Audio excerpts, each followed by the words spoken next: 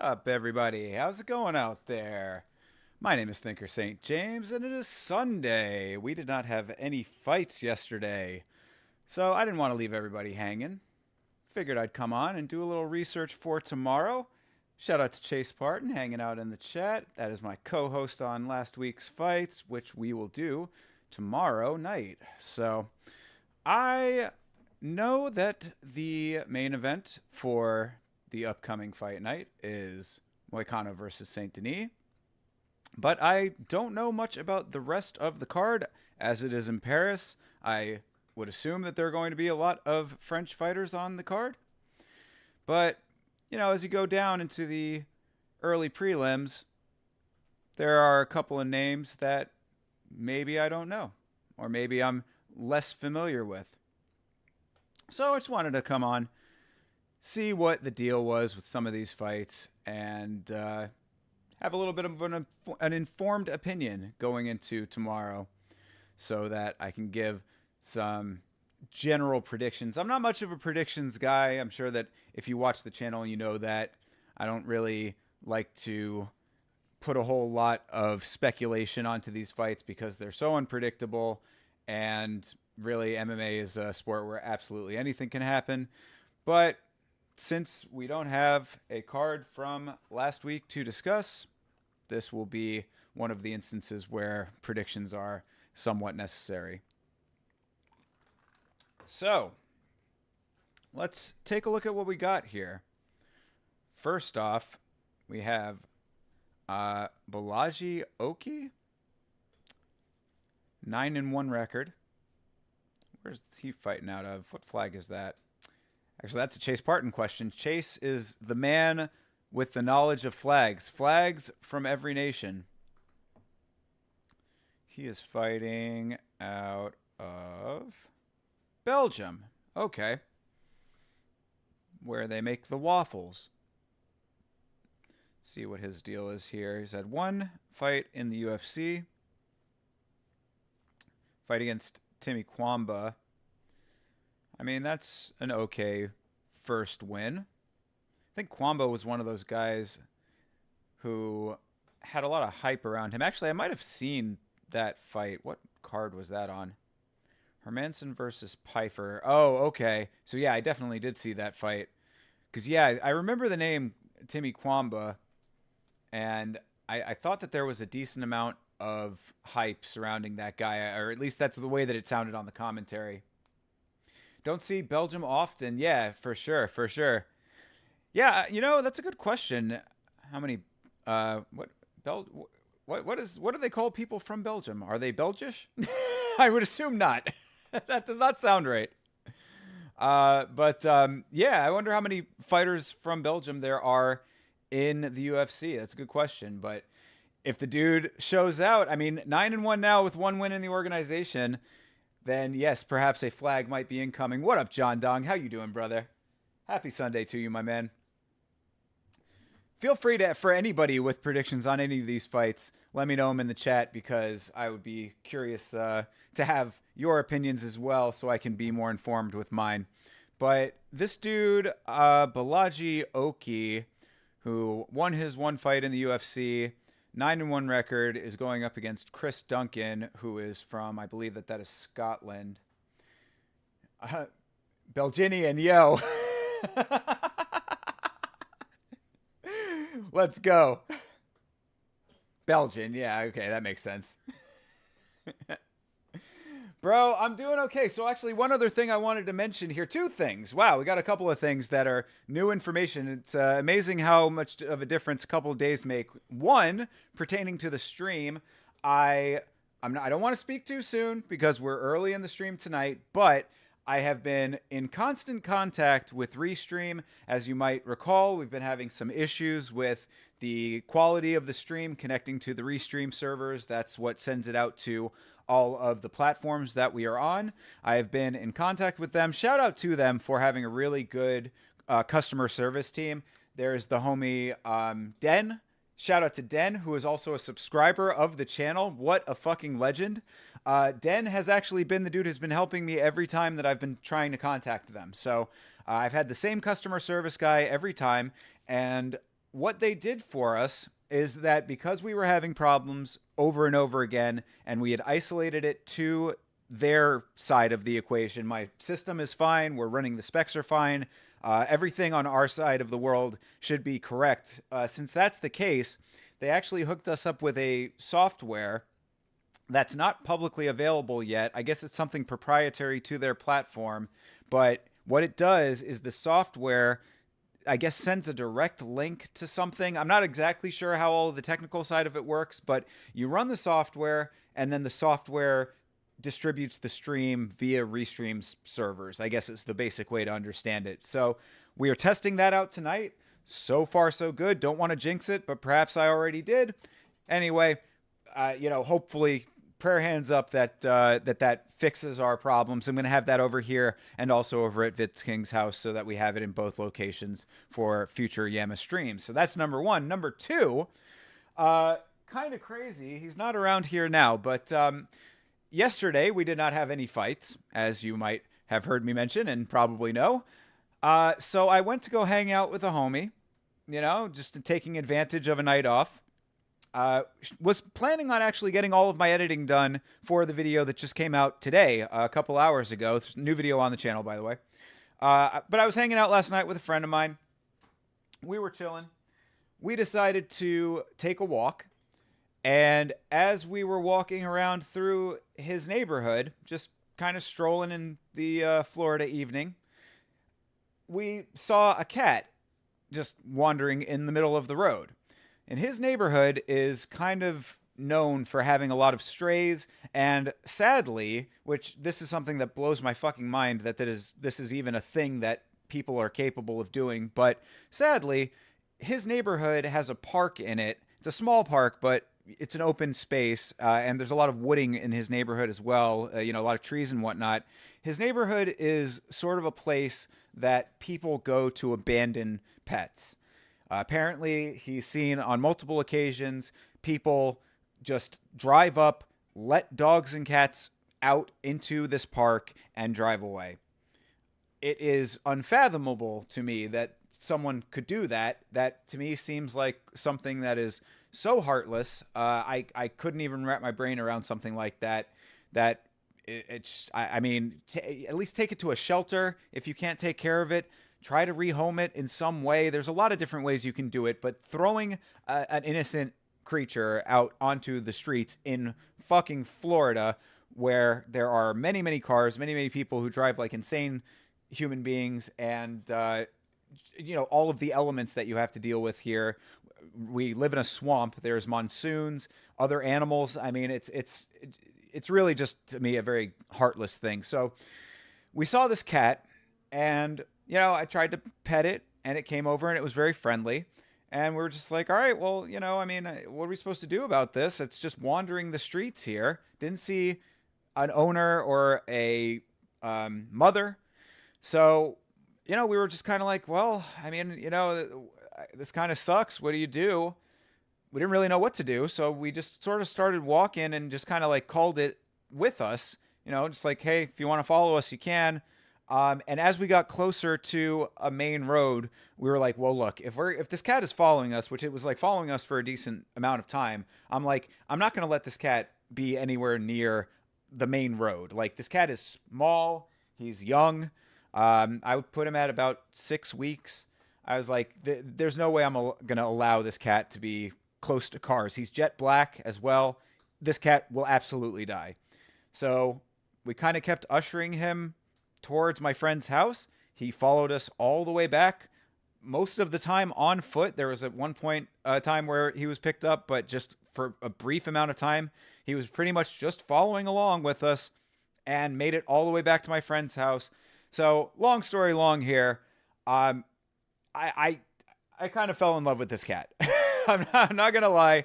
I really just, he sort of found us. He found me and my friend. My friend is somewhat allergic to cats. Didn't really have any desire for a cat. I was like, there's really not much that we can do with this animal right now. So we let him stay in the house. He was hungry as all get out. He ate almost an entire package of turkey. So long story short, the cat is now my cat. And he is down here. Hey, buddy. Do you want to say hi to the people? Here, come here. Come here. His name is Omen. Come here, buddy. Come on. His name is Omen. He's a little skittish when you pick him up, but see if I can get him to on camera. There he is. There's the little man. Oh, I gotta cut his nails. His nails are very long, but he's an absolute sweetheart. glad I decided to name him after Dana's fighter. Yes, his nickname is DJ as well. His nickname is DJ because he is small, black, and the GOAT. Shout out to Mighty Cat.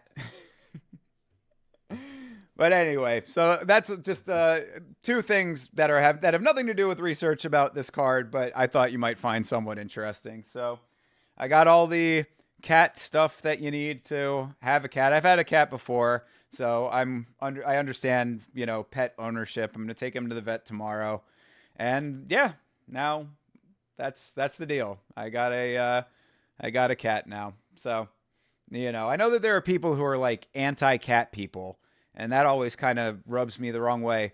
In fact, I saw a clip. Somebody, shout out to the homie GK. GK is the homie for real. That guy is an awesome creator and a cool dude. He posted a video about Power Slap on his channel recently. A couple of people have posted videos about Power Slap recently.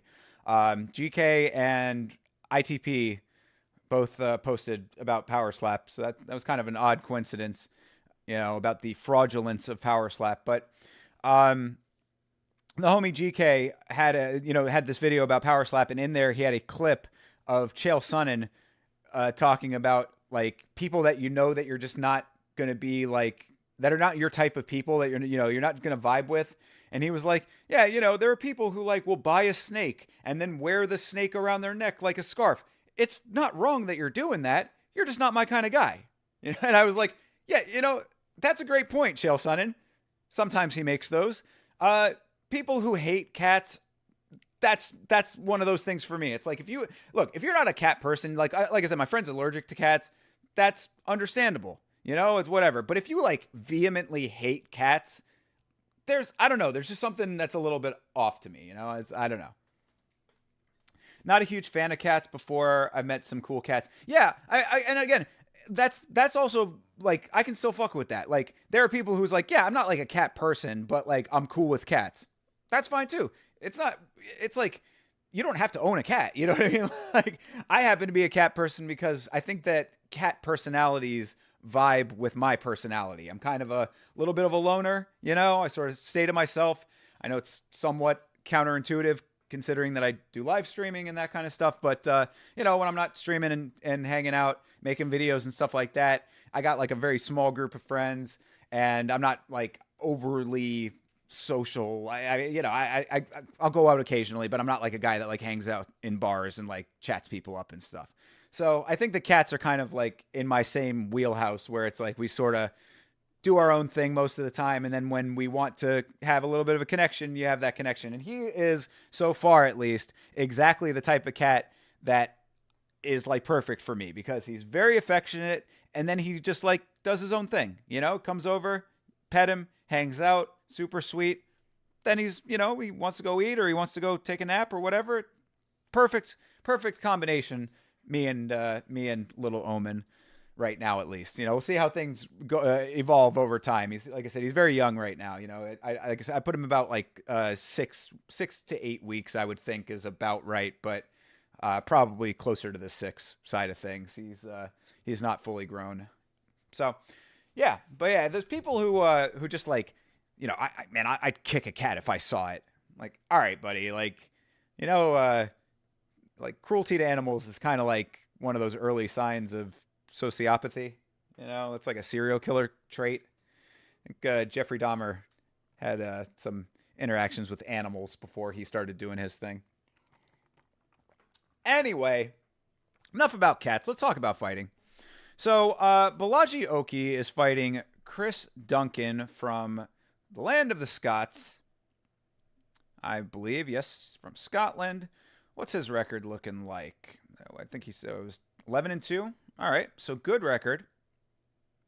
I mean, pretty decent matchup as far as a 9-1, 11-2. You know, last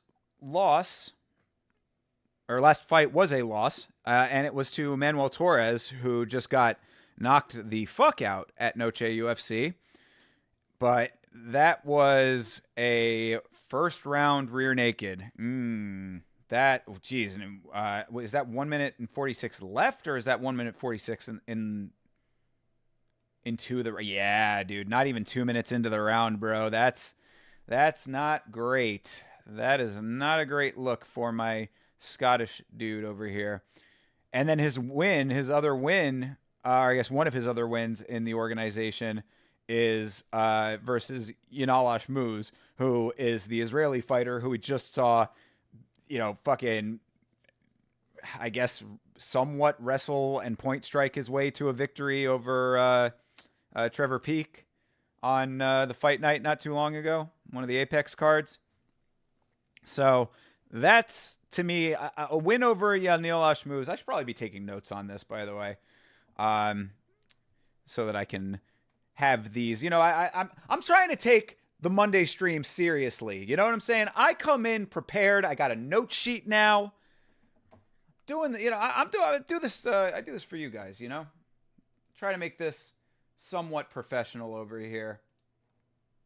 So let me get a little note sheet going for myself, because that's a good one. That's a good note to have. That a win over Yanal Ashmouz, not something that really resonates with me. Chris Duncan has a chance to be the Chris Duncan with the recent win. Yeah, that is true. That is true. He, but then the other Chris Duncan also has that same chance, right? If he comes back and can avenge his loss. I mean, you know, really right now in the battle of the Chris Duncans, you've got one dude who got rear naked choked early in the first round of his fight versus another Chris Duncan who got dog walked by RoboCop. So the battle for the Chris Duncans is it's waging right now. Like this is anybody's game as far as Chris Dunkins go in the organization. Chris Dunkins from the that region of Europe. Who will be the superior Chris Duncan? Find out next week.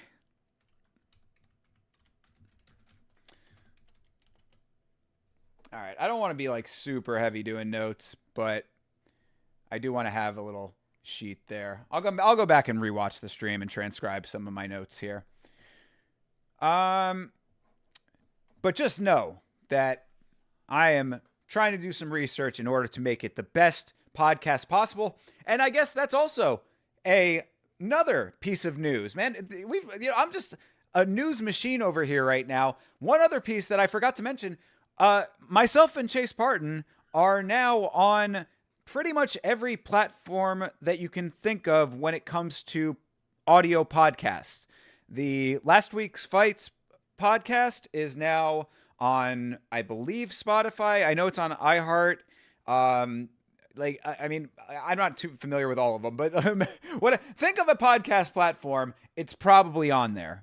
We are now distributed. We have been accepted to, I believe, every one of the outlets that we have applied to.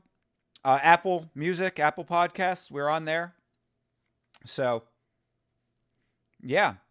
If you are a listener of audio podcasts or an enjoyer of that over video, if you like to have it when you're working out, or you like it as a background thing when you're at the office or whatever it is, last week's fights is available for you on the platform of your choice. Just search last week's fights. The Chris Duncan war isn't so black and white. It's a tough climb for them both. Yo, bro, seriously. I mean, who will be the victor? This I think is the rivalry that we need right now. I was thinking about that too. So after Noche, which obviously if you'll watch the most recent video I just put out right now on the channel, youtube.com/@yamashow. The Noche card was fantastic, right? If you watched the last week's podcast with me and Chase, how amazing I think that all of us thought it was. I don't think that there's anybody except for Brendan Schaub who could find a reason to say anything bad about it. What I say that all to say, now that that's over, what's the real big news of the day? I mean, what's the thing to look forward to the most? I mean, are we fucking putting all of our chips in the John Jones Stipe Miocic fight? All of a sudden people are supposed to care about that when no one has given a shit about that since it was announced or since it was intimated that it was going to happen. I'm obviously I'm going to watch it. Obviously I'm interested for the sport, but it's not exactly something that's igniting excitement in my in my plums over here. What else do we have? I mean, Michael Chandler versus Charles Oliveira 2. Fucking Volkov and Gane just got canceled. I mean, that wasn't exactly a barn burner of a lead up either. I mean, my point is just that after the Noche card, it was such a big build up to what turned out to be an event that delivered so heavily. This has been a fantastic year for fights. Don't get it twisted. We had UFC 300 and Noche UFC in the same fucking year. I mean, I don't think it's, you're not going to get much better than that. I mean, for people who care about it and still hold him in the same esteem, you're going to have 300, Noche, and John Jones fighting in the same year. If Conor McGregor fought before the end of the year, this might be the best year as far as the perception of the sport goes, at least in the UFC. So we've had a lot of great fights so far. I'm just curious what the next big thing to look out for is right now. I guess Max versus Ilya is probably the fight that I'm looking forward to the most at the moment. But aside from that, we're kind of in the afterglow of Noche at the moment. So I say all of that to say the Chris Duncan war. That's where the action's at, folks. Chris Duncan, Christian Leroy Duncan. Shit, I'm fucking excited to see Lerone Murphy versus Dan Ige. That's something to look forward to. So anyway, based on this cursory research that I've just done, and also for the fact that Balaji Oki is from Belgium. We say this often on the podcast, and it rings true a lot of times, although France is starting to break this. But what I say often is that countries where the sport is not super well established yet, you have more of a potential for there to be a loss because you just don't have the infrastructure and the training to become the elite fighter that that other countries with better infrastructure for the sport have. So that all of those things lead me to believe that Chris Duncan's probably going to take this fight. I wanted to see if he was training out of anywhere else besides Belgium. No, okay, his team is Team Valen, Valen team out of Brussels. So yeah, I'm going to put my tentative bet on Chris Duncan for the reasons that I described. Even though I will hedge and say a win over Yanal Ashmouz is not something that inspires a great deal of confidence. And his other win in the organization was Omar Morales, who I don't immediately remember. That was all the way back in at 286. It's a while back now anyway. And I guess he was a contender series guy in 2022. So, what up, Andy? How you doing, brother? Just got to see you live. Let's go. Yeah, thanks for stopping by, man. How are you? You missed all of the big news. Go back and check the VOD. But to give you a quick recap, we've got an enhanced stream connection, which seems to be holding up. Again, don't want to speak too soon, but as of right now, no dropped frames. We've got the last week's fights on all podcast platforms. We've got a new video out on the channel right now, and we got a new cat. Yamacat is here. I would love to see for Moicano to win a bloody 3-round war with God of War Chris Benoit Saint-Denis. Yo. The Benoit Saint-Denis comparison. The Chris Benoit Saint-Denis. You can't. Don't put that on my boy, okay? Because Benoit Saint-Denis is about the greatest hope that France has for a champ right now, I would say. I mean, maybe Manon Fiorot. But as far as the men goes, as of this exact moment, I think that Benoit Saint-Denis, even after the loss to Dustin Poirier, that's going to be the interesting thing about that, right? That loss specifically is if he starts building up another crazy win streak, do you then just say, oh, it was all the staph? It was just staph infection. That was it. Because Merab, talk about this in the video, Merab had what very well looked like to a lot of us a little bit of staph infection going on before that fight. He said it was ringworm. Looked like the cardio held up to me. But if it was staph, then that kind of speaks even more volumes to the cardio still being able to hold up if you are that dude. So if Benoit Saint-Denis comes out here and fucking runs through everybody, then maybe you chalk it up to, yeah, the staff just depleted his cardio. But if he starts losing on top of it, then Dustin Poirier was the straw that broke the camel's back on what was looking like it was going to be a potential possible maybe champ material for France there. So I don't know. It's going to be interesting to see what the deal is. Yo, Beeb, what up? The video you uploaded was funny as fuck. Thank you, my dude. Thank you for watching, brother. Much appreciated. Tell a friend if you've got, I know you're out there in Vegas. If you got any friends that enjoy fighting, let them know. Because I know that the comedy is something that is subjective. I think a lot of people don't necessarily have the same sense of humor as I do. I know a lot of people take the shit seriously and tell me to stop yelling. And I'm like, that's the fucking point. That's the name of the channel, whatever. Anyway, thank you, brother. Thank you. I appreciate it. Thank you very much. Thank you for watching. Moicano was talking on his podcast and sounds so confident and not underestimating Benoit. Good. That I think is, I mean, that all sounds great.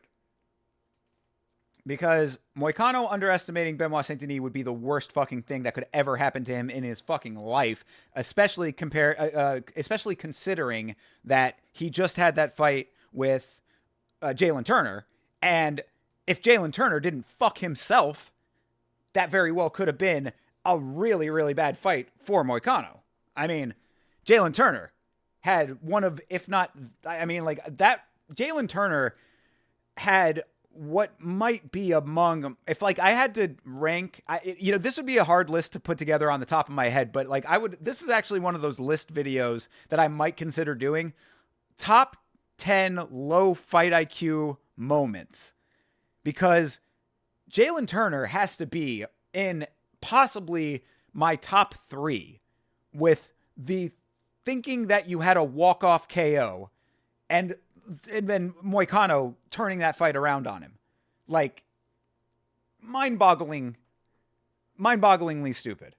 I like Jalen Turner as a fighter. I think he's a really great technical striker. I think he's a little slow to start. That was what I always say about Jalen Turner, is that he's one of those guys that, like, he needs a little bit to like process the information and stuff like that. My recommendation would be to anybody who is fighting Jalen Turner is to swarm the fuck out of him, because he's one of those dudes that's very technical and his striking is clean as fuck when he starts doing it, but he takes a little while to get into it, and also he likes to counter a lot and uses range a lot. So, those are just the elements there. But like to have a fight IQ moment like he had was just like, dude, you got to be more aware than that. What up, Elite? How you doing, brother? Welcome. Thanks everybody for hanging out with me on this Sunday. I appreciate y'all. But anyway, so I say all of that to say again, that Moicano not underestimating Saint-Denis is a very smart thing, because Benoit Saint-Denis hits hard. He is a hard puncher. Dustin Poirier, obviously, also a hard puncher, and a tough motherfucker. So I would not judge Benoit Saint-Denis off of the fight with Dustin Poirier in its entirety, is what I'm trying to say there. If you're going, this is one of the unfortunate elements of the sport, and this is why I like to do these research streams, and just do research in general, is because if you're going off, we're all fickle, you know what I mean? We all lose track of the records. It's so many fighters, it's so many fights. Like, this is what I'm saying. I mean, I've seen half of these fights that I'm having to go back and be like, oh yeah, that fight. You know what I mean? I've watched them. I've been watching the sport for like 15 years. It's like, I've seen a million fights. You forget. I mean, it's just natural. It's natural. It's the nature of people to be like, okay, what was the last fight that I saw? But it's not a clear indication of where where the fighter is at, like in their career and in their skill set. So my point is, if anybody's thinking, oh, Benoit Saint-Denis got knocked out by Dustin Poirier, he's washed. That's a casual take. That was so epic when everybody clowned Jalen, but in reality, he was shook following Moicano to the ground game. Yeah, I mean, that's a fair point. It wasn't that he should have followed him; he should have just let him up.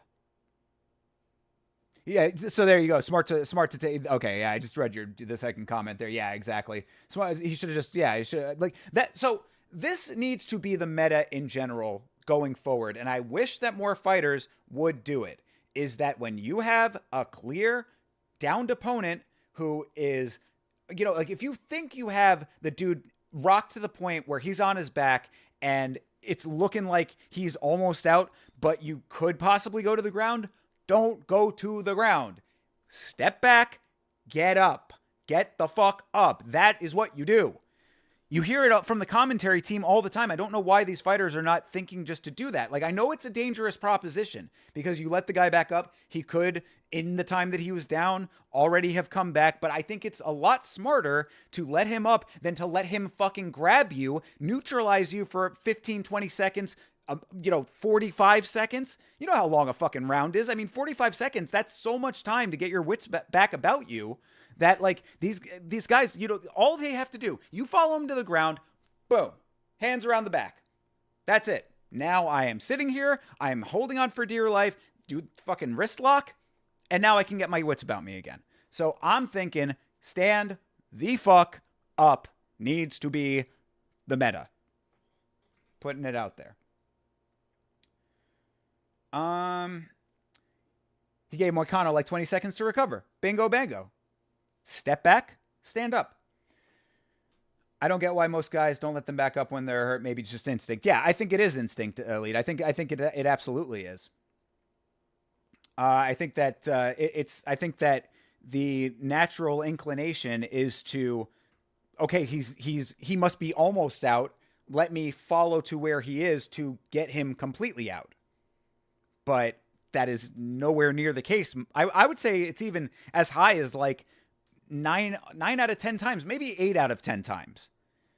But I would say it's about that high. I'd say like 80% of the time, the dude, you think, bro, you got to know this. I mean, these guys are, even the worst people in the UFC, unless they are out fucking cold, these guys are elite athletes. Obviously, they also have an instinctual defense. So it's like, if he's on his, like I'm the guy. I get knocked down. If I'm on my back now, my instinct kicks in. Okay, I'm in a bad spot. What's the next thing? If he comes to me, I'm going to grab. That's my instinct. So if your instinct is to go to him, his instinct is to grab you.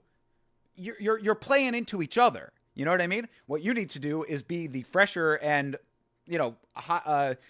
greater fight IQ in the moment guy to say, okay, I need to separate myself from this situation, stand him up, bang, bang, bang. What? Because think about the alternative there. I'm the same guy. I'm the one that was on the ground. I get back up. I have 3 feet, 2 feet, however many, a good amount of distance now in front of me. I'm dazed. I can barely, keep my legs under me. Or even if I do have my legs under me, I now am in a compromised position with distance between me and the thing that is trying to defeat me. The thing that's trying to defeat me is fresh. He can come in, bang, bang, bang, especially if it's early in the fight, like the Jalen Turner one that we're talking about here. Like, I mean, this needs to be the new meta, I'm telling you. The same way that elbow strikes are becoming the new meta. Bro, when I started watching the sport, it was rare that people were using elbows often and effectively. They just weren't throwing them that much. It was like John Jones and nobody else. Elbows are now like the way to go. And people finally are starting to realize that not only do elbows hurt the fuck out of your opponent, they also cut you. Elbow, pointy, cuts the fuck out of your forehead. You end up in a situation, not exactly the same, but you can end up similar to Irene Aldana. Shout out to the toughest woman on the planet right there.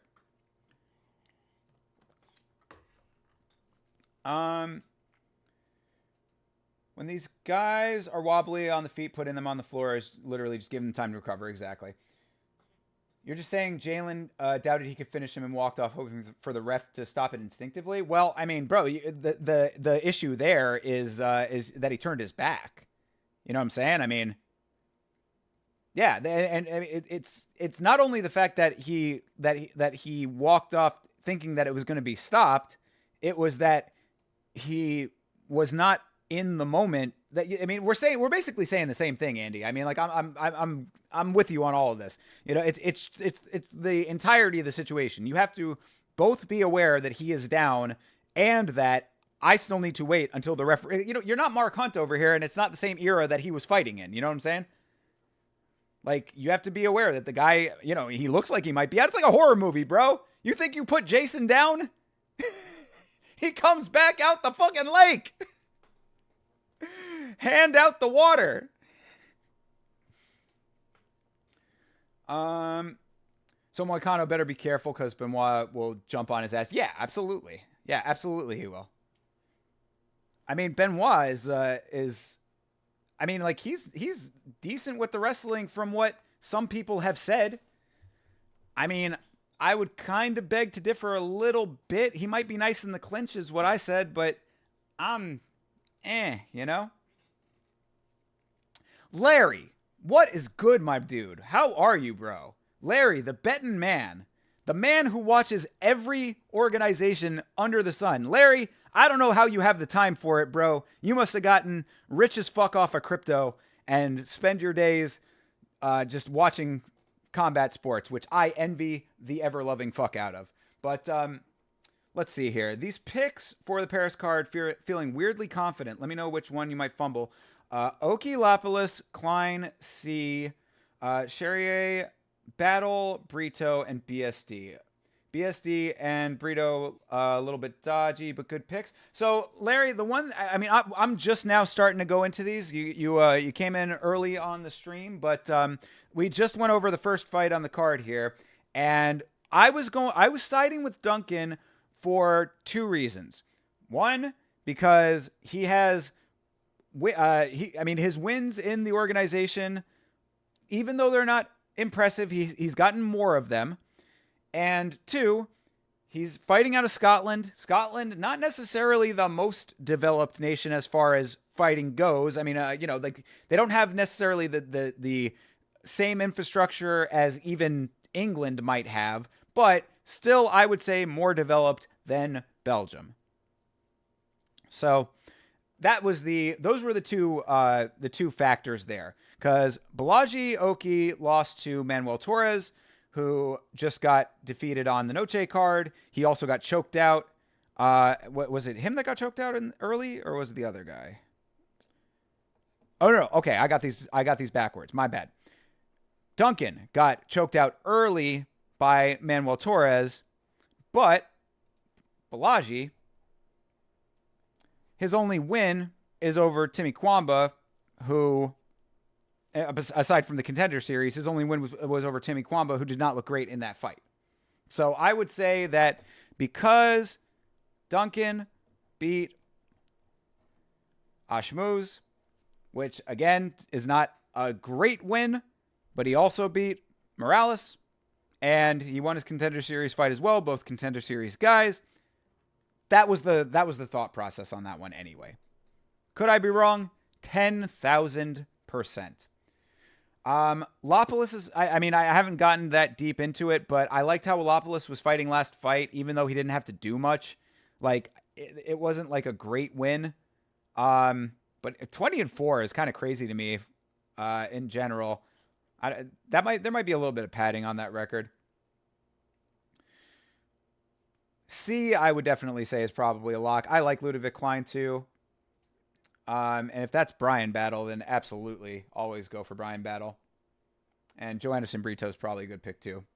And then BSD. BSD is probably who I'm riding with as well. That's my gut. But we'll keep going on with these research analyses.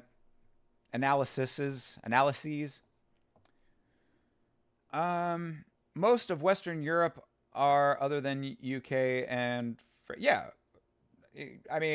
Belgium is really deprived of fighters. Yeah, sorry, I missed that first part. Yeah, exactly. This is the whole thing with what I call emerging markets, right? I mean, it's like countries that just don't have a lot of representation in the sport. I would put India in that category. I would put a lot of the African countries in that category. Now, that's not to say that any of those places couldn't have great fighters. It's just that they don't have the setup infrastructure because the sport has not taken hold in that country as greatly yet. That's why I really appreciate things like the road to the UFC. I really appreciate PFL Africa. Like, these organizations are kind of building infrastructure for the sport in these other countries so that down the line, you can have these countries be better represented and have fighters with more of a chance, I would say, because they have the training, they have the facilities, they've got, the conditioning, all of the things that you need to be an elite MMA athlete, they will have at some point going forward, I hope. But as of right now, we're still somewhat in an emerging stage. I would have put Spain. I see that Daniel Barres here. I believe that's Spain's flag. Yeah, he's fighting out of Spain. I would have put Spain into that category. I still kind of might even if you have dudes like Jesus Christ, what's dude? Joel Alvarez, right? Joel Alvarez, the dude from Spain. That dude's a fucking beast. That guy is a fucking dude. Made light work of Elvis Brenner, who's a tough motherfucker. But I would still somewhat put Spain in that category.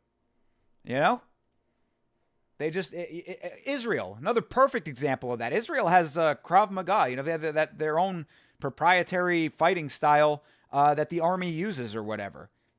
It's like I have not seen an Israeli fighter yet that I've ridden with heavy.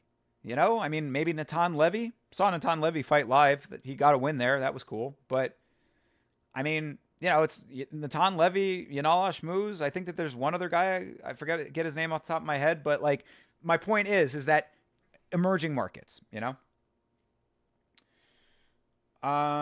Yeah, Brian Battle. You like me too? Who is Brian Battle fighting? Where is that fight? Kevin Josette. Okay. Let's see here. Who have I seen him fight? Oh, he beat Song Kanan in his last fight. Okay. And a win over Kiefer Crosby, too. Kiefer Crosby doesn't really impress me all that much. What have these been? Oh, he won. Oh, he was a champion in Hex Fighting Series. Wait. Oh, wait. How did he win the belt and lose the belt? So I guess he won the belt here, and maybe this is just wrong. Interesting, because yeah, got the won the belt here, and then here it says won the belt. Here it says lost the belt. Had it till he didn't have it, I guess. Yeah, I would say based on this record, what I'm seeing here, good amount of wins, but who is he fighting is kind of the deal. Yeah, I would say that this probably should be a little bit of a lock for Brian. 10-2 versus 10-2, and Brian should be 11-1. I mean, that's let's also not get it twisted. I did an entire video about Brian Battle on this channel. You can go back and watch that with my feelings about him versus Angelosa, who will forever be burned into my brain. That's a guy who, I mean, he's got to be on the verge of getting cut at some point. I would think he lost his last fight, and the fight before that was the Brian Battle fight. How the fuck are they going to keep that guy around, right? I who knows? Maybe he'll get a win and stick around, but I have opinions about Angelosa, and they haven't gotten better since the Brian Battle fight. Seen Battle's interview with Bisping recently. He is sounding ready and eager. I think he might have been injured for a bit. Did he get injured? That's interesting to me because he looked fresh as fuck in his fight. To recap, anybody who didn't see that fight, the fight that we're talking about, because that was his last fight, wasn't it, Angelosa? He hasn't fought since then. Yeah. That fight, the Brian Battle versus Angelosa, Ange got poked in the eye. It did not look like a serious eye poke in the slightest. He essentially, look, I try to be very, very fair with these fighters. In my estimation, in the way that it looked to me, he took the easy way out on that fight. Just saying. So, yeah, it's interesting though that you're saying that Brian got injured because he was looking super fresh. If he was injured, it must have been in training. Is that Losini Kita? Is that someone on this card too? Am I looking here? Lucini Kita is 15-1, also from Belgium. He fought this weekend in Octagon. Looks like a good signing for the UFC. Nice. Thank you, Larry. This is why I'm glad. Larry, you are the ace in the fucking hole, my dude. You are the dude who we need Larrys to be, bro. You should be one of those dudes that's like doing prediction videos and shit, man. You like this, or at least like giving insider information, bro. We need to have you on the fucking podcast sometime. Like, give us some of this inside shit because, like, most of the world, I mean, like, I watch as much fighting as I possibly can. And, I mean, like, it's impossible for me to watch every organization, but somehow the homie Larry watches all of this shit. So he knows that this dude fought in Octagon. He knows that that guy is from Belgium, and he knows that that's a good pick for the UFC. I love it.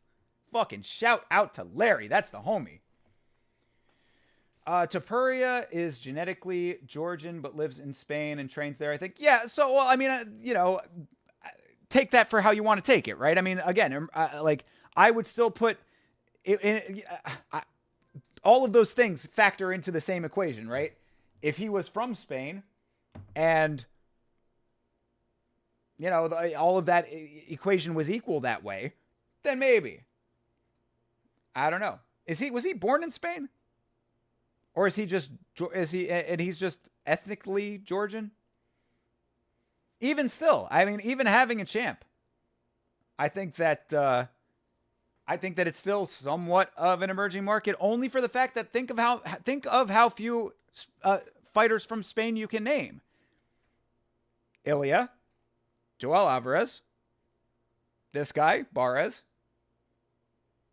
Who are the other ones? I mean, I'm sure that there are. I'm not trying to say that there aren't. I'm sure that I've seen them. But off the top of my head, being put on the spot, Anakin, what's up, brother? How are you? How you doing, my guy? Micah Mason, born in Germany? Are you saying that Taporia was born in Germany? Is that true? He was born in Germany. He's a Georgian who was born in Germany and moved to Spain? Is that true?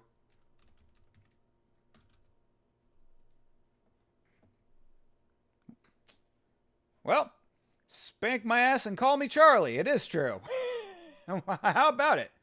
Bro, thank you. This is why I do this shit, man. I need you, chat. I need you. You guys provide the information that even I don't have, and there's so much of it.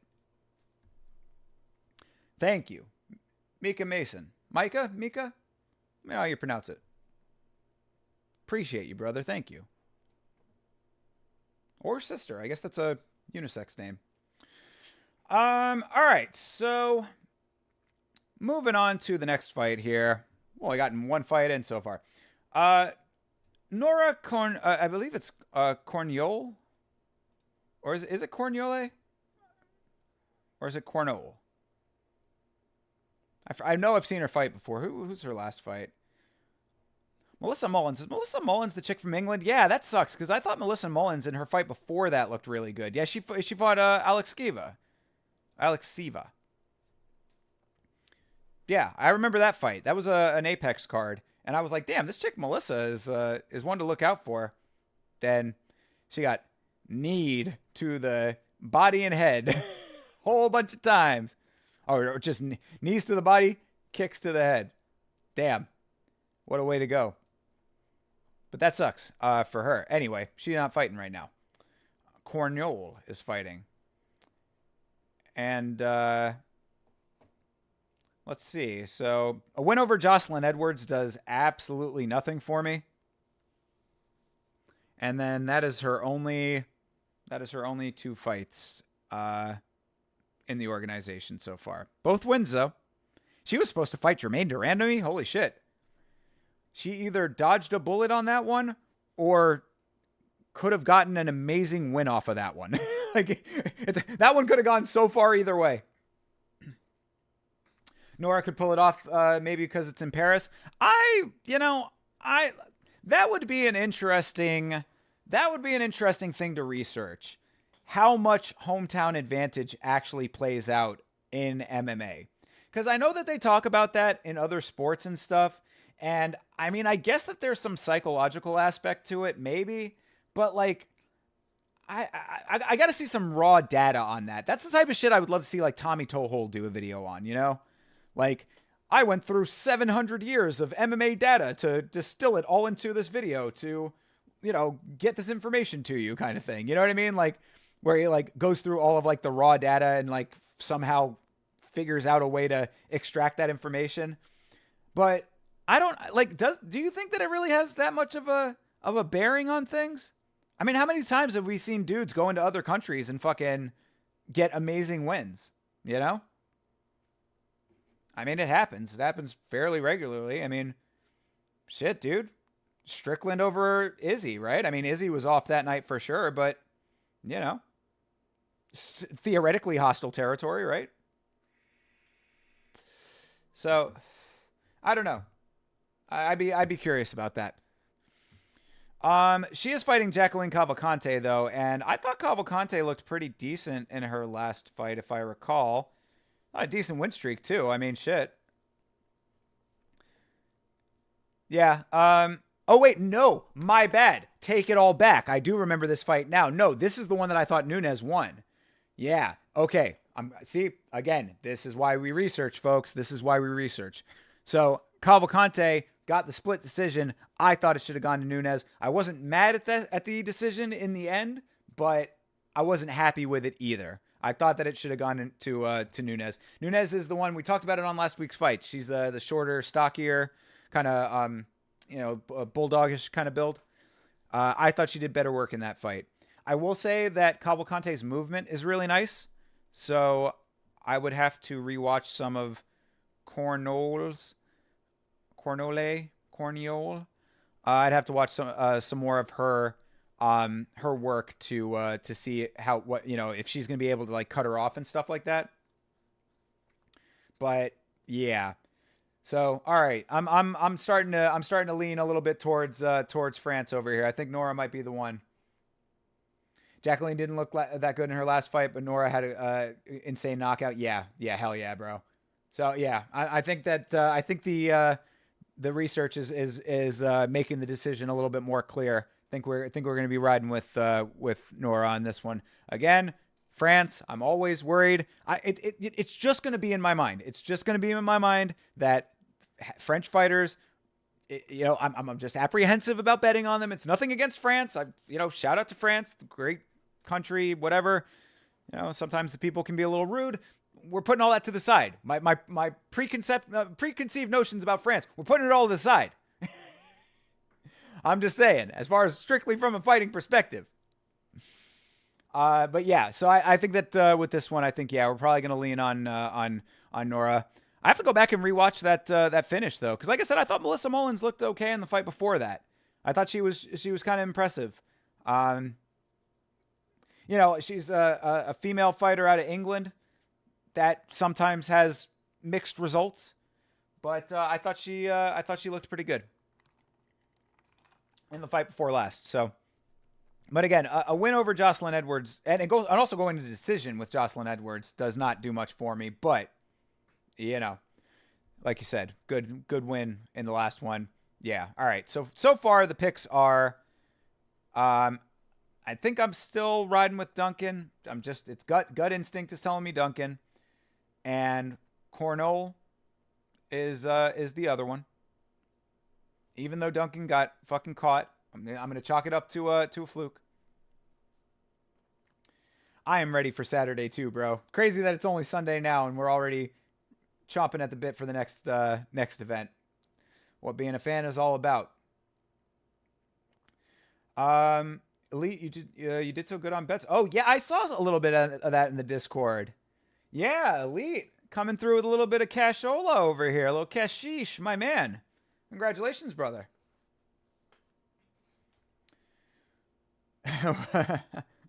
You were shitting yourself for talking Edwards versus Usman 2 type shit. That you were betting on football, yeah, right? A little European football. Congratulations on the wins, dude. Good stuff. Love to see it. Better off than this guy I know named Toby, who I believe at this point is just coming into my chat to lose me money. I think that's what's happening at this point. Shout out to Toby. That's the homie. All right. Moving on here. Daniel Barres out of Spain versus Victor Altamirano. Remember his name. The MMA holds. UFC makes you hard? Bro. I mean, depending on who's fighting, right? Depending on who's ring girling. I think is one of the best jokes in the new episode of the show. New video on the channel, by the way, if you're just joining. Toby literally gave you the idea to do a mega long shot, and it paid? Bro. I guess it must just be me then. I guess it just must be me that he's giving these terrible picks to. This fucking guy. Don't get it twisted. Toby is the homie.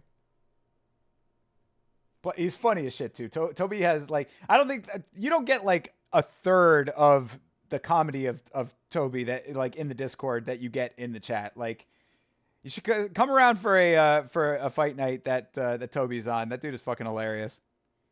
He is constantly cracking us up.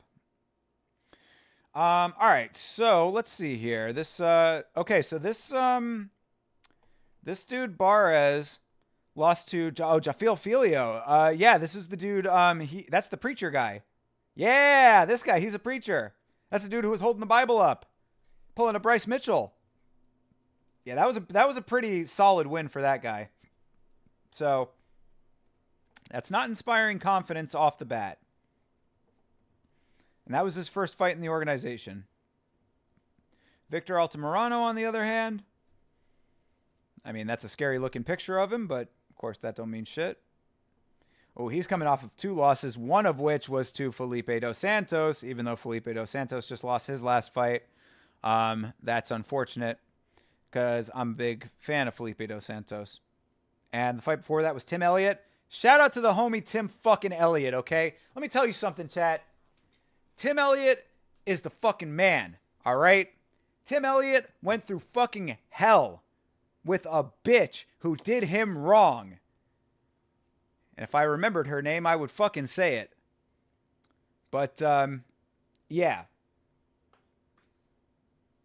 Tim Elliott is that dude. Friend of the channel.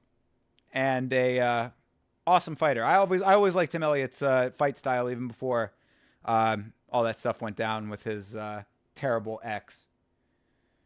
Good fucking riddance to street trash like that. Barras versus Victor on the Paris card is so random. Yeah, I mean, you know, that happens though. You end up getting those ones that don't align with the countries. I think it's fine. You know, I mean, obviously in America you get it all the fucking time, but you know, you're not gonna have like fighters from the country of the event in every fight. I would love Cody Durden versus Tim Elliott next. Ooh, I like that fight. Damn. Cody Durden, man, like, you know, obviously, shout out to Chase Parton, the homie, has a special bond with Cody Durden, friend of his you know, homeboys on Twitter. But Cody Durden just, I putting all my cards on the table, he concerns me because you either get what you got in the last fight or you get what you got in the fight before it. You know what I mean? It's like Cody Durden is seemingly, to me at least, one of these guys that sort of goes a little bit balls to the wall and, you know, whatever's going to happen is just going to happen. It almost reminds me a little bit of Michael Chandler in that way. A guy who's probably more skilled and more technical than he ends up being at times, because if you recall in the fight where he got knocked out, he was doing great technical work and putting it on pretty heavy. He just got caught. So maybe I just contradicted myself there, saying that he just got caught and he was being more technical than he actually was. Maybe he wasn't fighting reckless in that fight. But my point is that he concerns me one way or another because either of those outcomes can happen. Barras from Spain, so probably wanted to fight close by. Yeah, that probably makes sense. That probably makes some sense there. Sense is made. But anyway, I mean, Victor Altamirano coming off of 2 losses, 1 split, 1 unanimous. I don't know about that one. That's a tough call. Yeah, Barras. Who did he lose to one more time? He lost to Jafil Filio in the round 1. Honestly, I like this matchmaking for that reason. A little bit of a coin toss on this one for me. What do you think, chat? Give me some confidence one way or another here, because right now, I mean, based on the factors that I'm seeing, obviously Barras, even though he's 16-6, is new to the organization. You know, where do those 16 come from? I mean, fight at UAE. UAE Warriors. That's not terribly, not terrible. Fight in Combate. I mean, I'm not, none of these are inspiring great confidence. It doesn't look like a padded record necessarily because he does have a couple losses in there, but based on what I'm seeing there, I'm leaning towards Altamirano. Mexico over Spain kind of thing. Again, this is not a scientific way to do it. Chat's going Barras though. Man, give me a lot to think about. You're giving me tons to mull over in my brain right now. All right, maybe so. Okay, Chase is in the chat as well. He's downloading all this information. Maybe he ends up being the one that goes for these. Maybe I'm going for all dogs over here. Actually, that's a good point. I haven't even been looking at the lines. Maybe they have that on ESPN. Go to the Fight Center here. See what the lines are looking like. Where is it?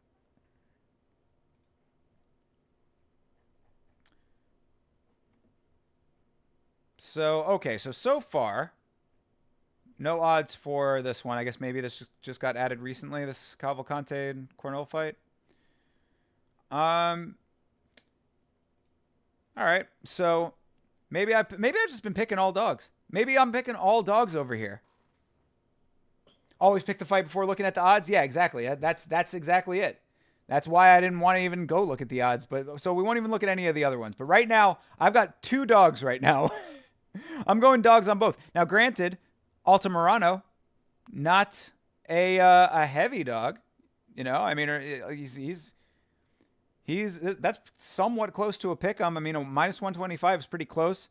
And Duncan, plus 180 is a little bit bigger, minus 220. That's a little bit bigger of a spread, but not the worst I've ever seen, So there you go. I'm riding with gut over here, bro. We're going Duncan. We're going Cornell. We're going Altamirano. And this next fight, look, I'm going to say it like this, okay? Because I know how many motherfucking gooners there are in the MMA fan community, okay?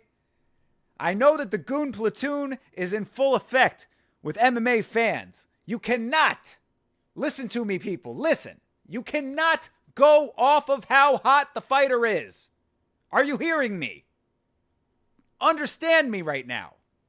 Because I'm looking at Daria Zeleznyakova. I think that's how you say it.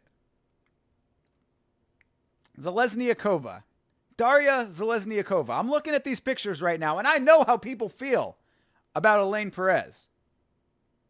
I know that we're all mesmerized by the twerking, okay? I get it. You think that I'm not affected? I'm a man, bro. I'm affected. Looking at both these ladies over here. Thankfully, this one might not be, you might not have to worry about it as much because they're somewhat attractive, both of them. You got to go off the facts, people. You got to go off the facts of the fight. So let's get into it. She's Russian. That is true. What's the record looking like over here? Has a win over Montserrat Reardon. It's not terrible. What's her record right now? Yeah, she was on a fucking, what is this, a 5-fight win streak? 1, 2, 3, 4, 5. Yeah, she was on a 5-fight win streak and broke that. So that's looking good. And her only loss was the one to Mullins. There you go. So, I'm thinking that's a good pick right there. Now, Elaine Perez, we know she's been racking up a lot of wins lately. Yeah, this card is good. So far, I am aware of at least pretty much most of these fighters, except for the one dude who, Barras. I probably saw that last fight, but I don't remember off the top of my head. But yeah, so we're seeing some decent potential here at the very least. Another one who's beaten Jocelyn Edwards. Again, nothing impressive about that. That chick needs to be cut. Win over Pudilova. Okay. Ashley Evans-Smith. And a loss to Stephanie Egger. You know what I'm saying? Bro, I might have to go with the Russian, y'all. I might have to go with the Russian hottie. The little baddie might have to do it. Might have to be it, my man. I might have to do it. And I like Aline Perez. I like him. I'm not a hater over here. I'm not a hater. But where does she fight out of in Russia? Because she's obviously not. Yeah, she's in St. Petersburg. She's not Dagestani or anything like that. How about that, by the way? This is something I thought about not too long ago. This just reminded me. When will we see Dagestani women fighters? When will we see any women fighters who are of that region and, well, let's say, ethnic lineage? Will it ever happen? And if not, why not? Not trying to stir the shit, but what's the reasoning there? How many people are betting on Perez because of her ass, you think? Yeah, this is what I'm saying. This is what I'm talking about. That's what I was just saying, bro. I mean, you can't do it. You can't do it off of attractiveness. I literally had a dude in the chat before who straight up said, I don't know I only pick women fighters who I find more attractive. And I'm like, bro, that's all well and good, you fucking coomer, but you're gonna, I mean, like, you know, you're asking to throw money away. Aren't women's rights different in Dagestan? I mean, yeah. Yeah. Let's just say yes. I think that's kind of the point of what I was saying. I mean, I guess what I mean as well is it's like, you know, we've got so much. There are a lot of people in the Western world who have a lot of opinions about, for lack of a better term, political correctness. And maybe they should be focusing their energy on places where there are worse problems for marginalized groups. I don't know. That's again a little bit of a side note, maybe a little bit of a, you know, I don't want to get political or anything. I don't need to be spicing it up that deep, but I think that sometimes the people with good intentions sometimes go overboard. Grasso needs to train in Dagestan, yo. We were talking about that. I think that Chase was saying that on his stream, or I think he might have been saying that on the Monday stream. Really don't see them letting women leave the house in Dagestan, let alone fight. Yeah, well, this is my point. Like, maybe that's not cool, right? I mean, if we've got so many problems, you know, everybody's claiming that there's so many social justice issues on this planet. You know, here in the United States, obviously, Elite, I know you're from England. I know how things are there, you know, people getting arrested for tweets and making mean comments. You know, freedom of speech is not a right in the UK.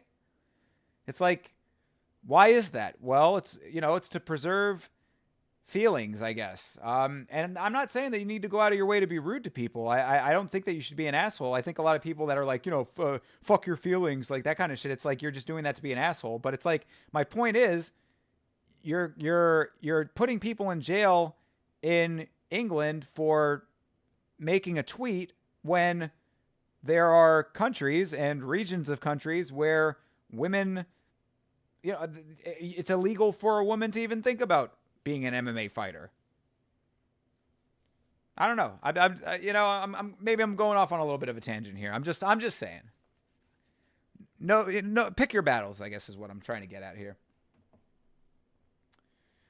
All right, so what do we got so far here? We're going Duncan. We're going Cornell. We're going Altamirano. We're going Zalesniakova. I like Aline Perez. I want nothing but the best for her.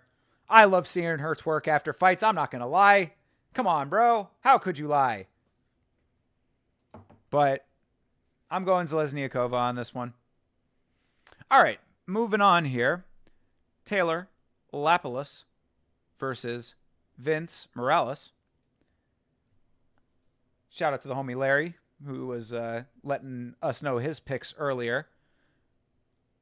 I think that Lapalus did not look amazing in his last fight, but it was more the fact that Stamen was not looking great either. If I recall, I think I said something along the lines of Lapalus basically just kind of coasted his way to a victory because Stamen wasn't able to do much. Lost to Fareed Basharat. That's a decent loss. Lost to Kalen Loughran. I still ride with Kalen Loughran. I know he lost his last fight. I'm hoping it's a fluke. Because I think Kalen Loughran's a tough dude. I just think he needs to work on like some of the fundamentals a little bit. But I think that there's a lot more potential in Kalen Loughran, even though he is 18-3. How old is he, by the way? He is 28. Okay, he's still got plenty of time. So yeah, I still ride with Kalen Loughran even with his loss. He lost to Nathaniel Wood, right? Oh no, my bad. Jake Hadley. I knew it was one of the other English guys. All right, cool. Anyway, that's a little side note, but so yeah, back to Taylor Lapalus. Decent wins, a couple of them here. I mean, beat Nate Maness. That's pretty decent. But these are all outside the UFC. Wins his first fight in the organization. Loses his second. Sort of coasts to a victory in his third. I don't ride with him heavy, but I think that this is probably a winnable fight for him. See what's going on with Vince Morales, the American. Vendetta. Vince has looked good outside the UFC, but Vince's last UFC run wasn't that well. Got you. Okay, let's see here. Yeah. Oh, look at all that. Yeah, that's a what's his record right now? He is 16-7, and he went through a rough patch. Look at this. Look at just this frame right here. Candy cane, and on the wrong side of the candy cane, nonetheless. So loses on the Contender Series. Excuse me. Goes to Bellator, gets a win. Comes back to the UFC, loses to Song Yadong. Obviously, that aged pretty well. Win over Ayman Zahabi. I think that kind of holds up a little bit. Ayman Zahabi is the dude from Canada, right? Oh, he's the dude that got fucking iced by oh my gosh, I'm forgetting off the top. We were just watching 217 recently. He got knocked out on that one. The dude who just fought Josh Kulabau. So yeah, loses to beats Ayman Zahabi. Lost to Benito Lopez, lost to Chris Gutierrez. That really doesn't hold up all that well, even though that man will kick his way. How at this point has nobody figured out the Chris Gutierrez equation? All he's going to do is spam kicks. Decision, kicks, decision. Well, lost. But anyway, kicks. Fucking kicks. Wow, that was a need of Frankie Edgar.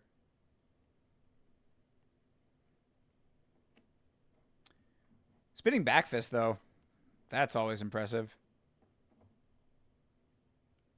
Crazy to get a knockdown off of spinning back fist and then follow it up. But anyway, regardless, I digress. So, gets a couple of wins. Loses to Martinez. Loses to Miles Johns. Yeah. So that was the, I guess, second run. This guy's on his third run in the organization. Oh, no, he lost on the Contender. Okay, so he got a shot at entering the organization. Didn't make it. Goes to Bellator. Makes it. Run looks terrible. Goes out. Gets another couple of wins. He beat my dude Hunter Azure. Shout out to the Tough Boys. Oh, Hunter. I liked Hunter, man. Obviously, If you are an old school fan of the channel, you know that I reviewed the entire season of The Ultimate Fighter that Hunter was on. Just go back and watch those videos sometime if you haven't seen them, because they're pretty. I enjoyed doing that. It was just a lot of work. It was a lot of work to get an entire episode out every week, with clips and everything else. Rick Allen, how you doing, brother? It's like every time. It's like that one coworker that you see, and you're just like, okay, how's it going? Mike Chandler's wife forced him back to work. That's what happened. She cracked the whip. I mean, honestly, somebody had to fucking get through to him. If that's what happened, I'm not mad at it. Shout out to Mrs. Chandler. I'm glad somebody was able to penetrate that fucking iron-plated skull of his. Iron Mike. Man who has trapped all of those delusions under a layer of iron. Thinking that Connor was ever coming back. But any which way. So, well, okay. So, knowing that Morales has had this bad run in the organization already, he went on to put together a decent win streak outside of the organization. Beat my guy, Joe Penafiel. Shout out to Joe Penafiel. He's a local fighter. Nah. Shout out to Rick Allen, bro. You're the homie. You just always come in with like, I don't know why you're so negative, bro. You need to lighten up. Like, you always want to throw down. Oh, I want to be chill, bro. Fucking, aren't you in Canada, dude? Smoke some fucking weed. Anyway, yeah, Joe Penafiel, I saw fight and win in Game Bred Bare Knuckle. Yeah, Joe Penafiel is the homie. In fact, I've been meaning to go over to his fucking bar, man. Like, he works at a bar, somewhere. Been meaning to check him out over there.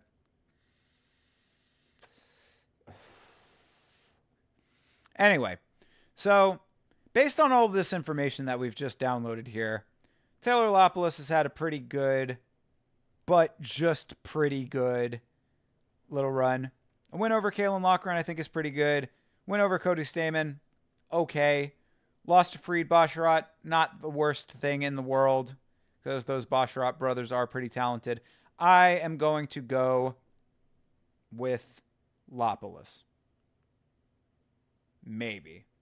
Although half of me... Geez, excuse me. I don't know why I'm burping so much. Excuse me. Half of me is saying maybe Morales went out there and got better. How old is Morales? 33? All right. I mean, he should be in his prime or close to it at this point, because 34 is where it starts to fade. This is a tough one for me. I guess I'll go with Lapalus. I guess, I'll bro, I am going to be, okay, this is what I'll say. I will ride with Lapalus. If I am wrong about this, I am never picking him again. I don't care who he's fighting, because I was not impressed with him the last time I saw him fight. That's the note that I have in my mind. I think that he kind of coasted a little bit in that fight towards the end, based on Stamann not really putting on a great performance of his own. Morales very well could have gone out and become much better. Again, he's on a really nice win streak right now. So, yeah, what was who was the last name that he? Okay, I mean, Hunter Azure, I guess, is the last name that he beat. Shit, he beat Hunter Azure with a Peruvian necktie and beat his other guy with a Darce. This dude's got a couple of Darces on the record. I don't know, bro. I might have to go with Morales, because if he's got submission game like that, he might be able to get Lapalus to the ground. Oh, this is a tough one. I'm really on the fence about this one. Hated Locks, how you doing, brother? Shout out to Scotland by way of Albania. We were just talking about a dude from Scotland. Are you riding with your boy Chris Duncan over here? fellow Scotsman. Are there any Albanian fighters in the UFC? That's a great question. Too many weed shops in Toronto. They're everywhere and it's annoying. Well, I mean, why is it annoying? Are you just like not a weed guy? I mean, like, it's probably going to become legal recreationally here in Florida come November. So I would suspect that there's going to be a lot of weed shops here when that happens, because there are so many fucking vape shops already. Every one of those vape shops is just going to become a weed shop. You're doing fucking amazing. Got a judge to owe you a favor? Hey, my man. All right. Taking care of business, my guy. I'm glad to hear that, dude. I hope that that situation gets worked out for you, bro. I know what you're talking about. Dennis Bizukia is from Albania. Okay, there you go. So Hated Locks, there's your Albanian connection right there. And Bizukia is a decent fighter. Did not win his last fight, but he's still got time to improve. You're not a weed guy. Stop being a degenerate. Okay, I'm not a huge weed guy myself, honestly. Oh, it'll get you out of a jam? Oh, you're talking about yourself. Well, is there something with you? I thought you were talking about that situation back home with the headstone. Did you get yourself in trouble? What happened to you? I hope everything's okay. You seem like a cool guy. I don't want to hear bad things happening to you. All right.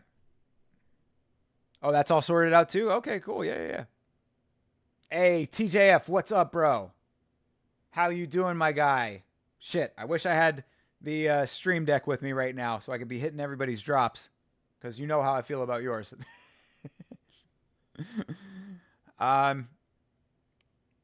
Yeah, Rick is neighbor to the north up there in the Great White of Canada. All right, moving on here. Ludovic Klein versus Roosevelt Roberts. Roosevelt Roberts, yet another dude who I saw on the Contender Series. I was not overly impressed with Roosevelt Roberts on the Contender Series, but I believe he got a win in the organization when he did come back. So, Ludovic Klein on a 3-fight win streak here, with a majority draw with Jai Herbert. How many draws does Jai Herbert have? Didn't we just see another one recently? Maybe I'm thinking of something else. So only that one draw, but okay. So 1, 2, 3, 4, 5. 5-fight win streak with a decision draw or majority draw. You know, I mean, this is pretty decent. Two losses, one of them being an anaconda choke by Nate Landwehr. That does not age well. And a loss to Michael Trezano also doesn't age all that well either. Although Michael Trezano is kind of weird to me because, like, he's just a dude that just seems inactive. And I don't know why. Like, he just sort of fights every once in a blue moon. Guy's 17-2. He's been fighting forever. I remember Michael Trezano was on, like, an early season of The Ultimate Fighter, wasn't he? Yeah, he was on The Ultimate Fighter 27. So not an early season, because we're on 32 now. But earlier, I mean, shit. 2021. Didn't fight for 2 years. Couple fights in 2018. Yeah, so, I mean, 2018, 1 fight in 2019. 2 fights in 2021. Hasn't fought since 2021. Oh, no, my mistake. Shit. My bad. Okay, maybe he's being more active. I don't know, but he was off for a whole year again. Took a year off after his fight with Sung Woo Choi.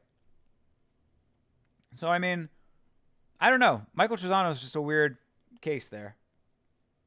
The fact that Klein is not fighting top 15 is crazy. I kind of am agreeing with you right now. I mean, based on what we just saw here, got a win over Ignacio Bahamundes, who just got a beautiful knockout on Noche. Win over Thiago Moises. I mean, that still holds water to me. And Roosevelt Roberts, 22-4, second stint in the organization, coming off of 2 losses now. Oh yeah, I thought he won his last fight. I guess I must have been mistaken there. Yeah, bro. I mean, look at this shit. Nate Jennerman, on the Ultimate Fighter. Shout out to Nate. Cool guy, but lost to Austin Hubbard on the Ultimate Fighter. Loses to Mateusz Rebecki in the organization. Like, this is not great, man. Lost to Vince Pichel back in the day in his first stint. Of course, Pichel not looking too hot lately. Lost to the Iron Man, Jim Miller. I mean, lost to Ignacio Bahamondes. Yeah, I got it. I mean, come on, bro. This is an easy dub for Ludovic Klein, right? Gotta be. And I definitely don't want to shit on the Ultimate Fighter, guys. I mean, shout out to my homie and good friend Cody Gibson, who is kicking around and continuing to do his thing in the organization after some adversity, even in his comeback. But I mean, I gotta believe that based on everything that we just saw, and especially what Anakin's saying, which makes perfect sense to me, it's like, yeah, the fact that Ludovic Klein is not, fighting higher up competition. I mean, this should be a fucking slam dunk. So, all right, we're riding with Ludovic Klein over here. In fact, let me now take a peek at the line here. Maybe they haven't announced it for that one yet. I don't know. They don't have that. They don't have the odds for that one. But I got to believe that Klein's going to be coming in as a heavy, heavy favorite on this one, man. Come on. So, all right. The picks are starting to become more clear, my friends. All right, next fight is Umar Sy versus Dao Jung. Sy looked fantastic in his last fight, but I believe it was because the dude he was fighting was a bit of a moron. Yeah, Tuco Tokos. Yeah, that dude was fighting rather recklessly and kind of got himself into a dumb situation, if I'm not mistaken. I remember talking about that one on last week's fights. So I think based on that alone, I'm going with C. But let's take a look at his opponent. Dao Jung on a 3-fight lose streak, bro. Come on, dude. They're feeding Jung to the up and comer. That's what it's looking like right now. Yeah, dude. Come on, bro. Look at this shit. So 3 losses. Lost to Carlos Oberg. That stands up. Lost to Devin Clark. Lost to Justin Jacoby. Super. Then a win over Kennedy and Chezuku. Not, I mean, okay, yeah, like fine, but this is the one that stands out. He won over William Knight. Not impressed with that in the slightest. William Knight is a dude who basically inactive. How do you say it? He lack of aggression his way out of the organization. I remember William Knight's last fight. Yeah. It was actually, I guess his last fight in the organization. Yeah, against Prachnio. He looked atrocious in that fight. In fact, it was so bad, I remember his name. Off of that. Going to a draw with Sam Alvey and should have lost that fight. Yeah, I mean, bro, come on.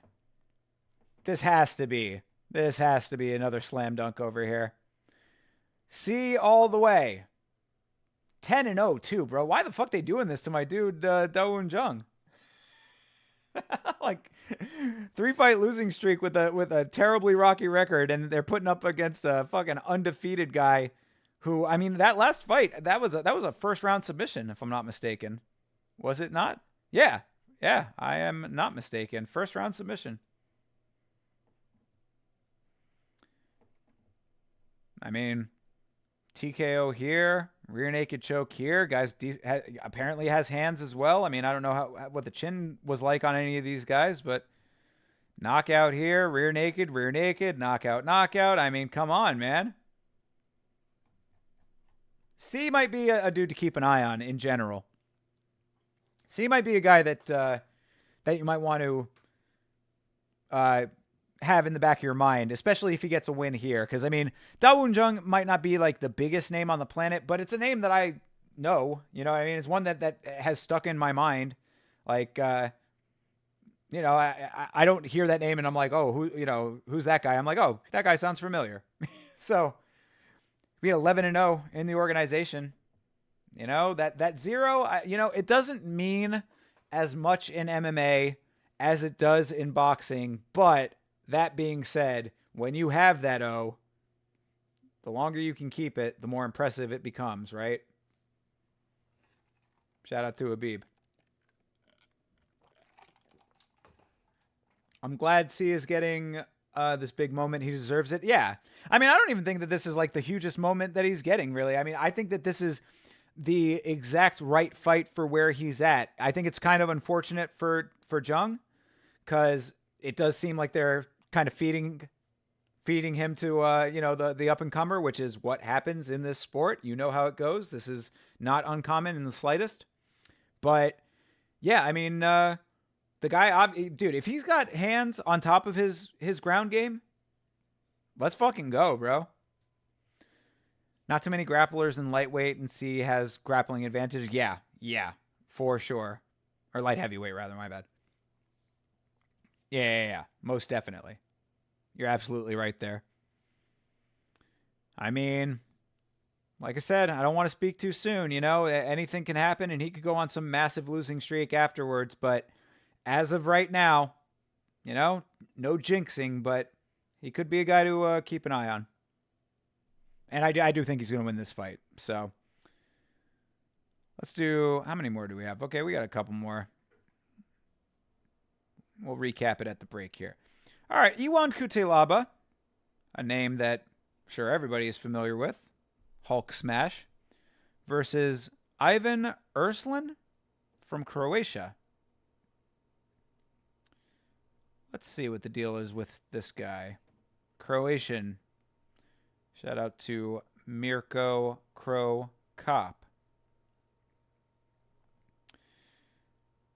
All right, so he is coming over from KSW. Decent competition in KSW. So I would count this record as worth paying attention to. Not thinking that there's a whole lot of fluff on the record. Coming off of a win there, lost there as well. A little checkered here. Okay, he's a little checkered overall. It's probably why they have him going up against Iwan Kutelaba, who has also had some setbacks in his career. All right, I mean, let's see. So he went on a really nice win streak in the beginning of his career, going back to 2015. This guy's been fighting for a little while here. 1, 2, 3, 4, 5, 6. No contest. Oh, a win that was overturned to a no contest. Wonder what happened there.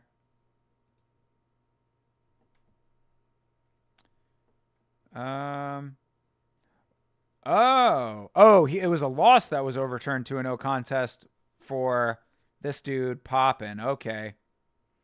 So he fought this guy Busick, who popped for a banned substance, and the fight was overturned to a no contest. Okay, so call that one a wash.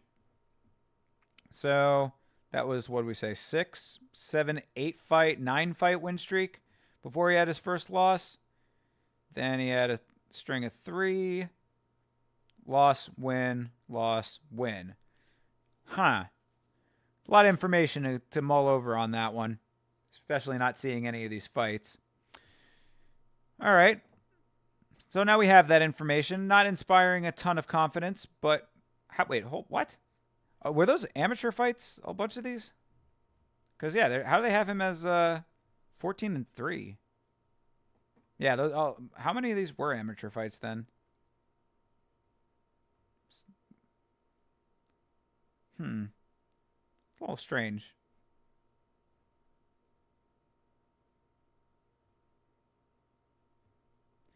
Yeah, I'm not understanding this right here. Like, he's 14-3.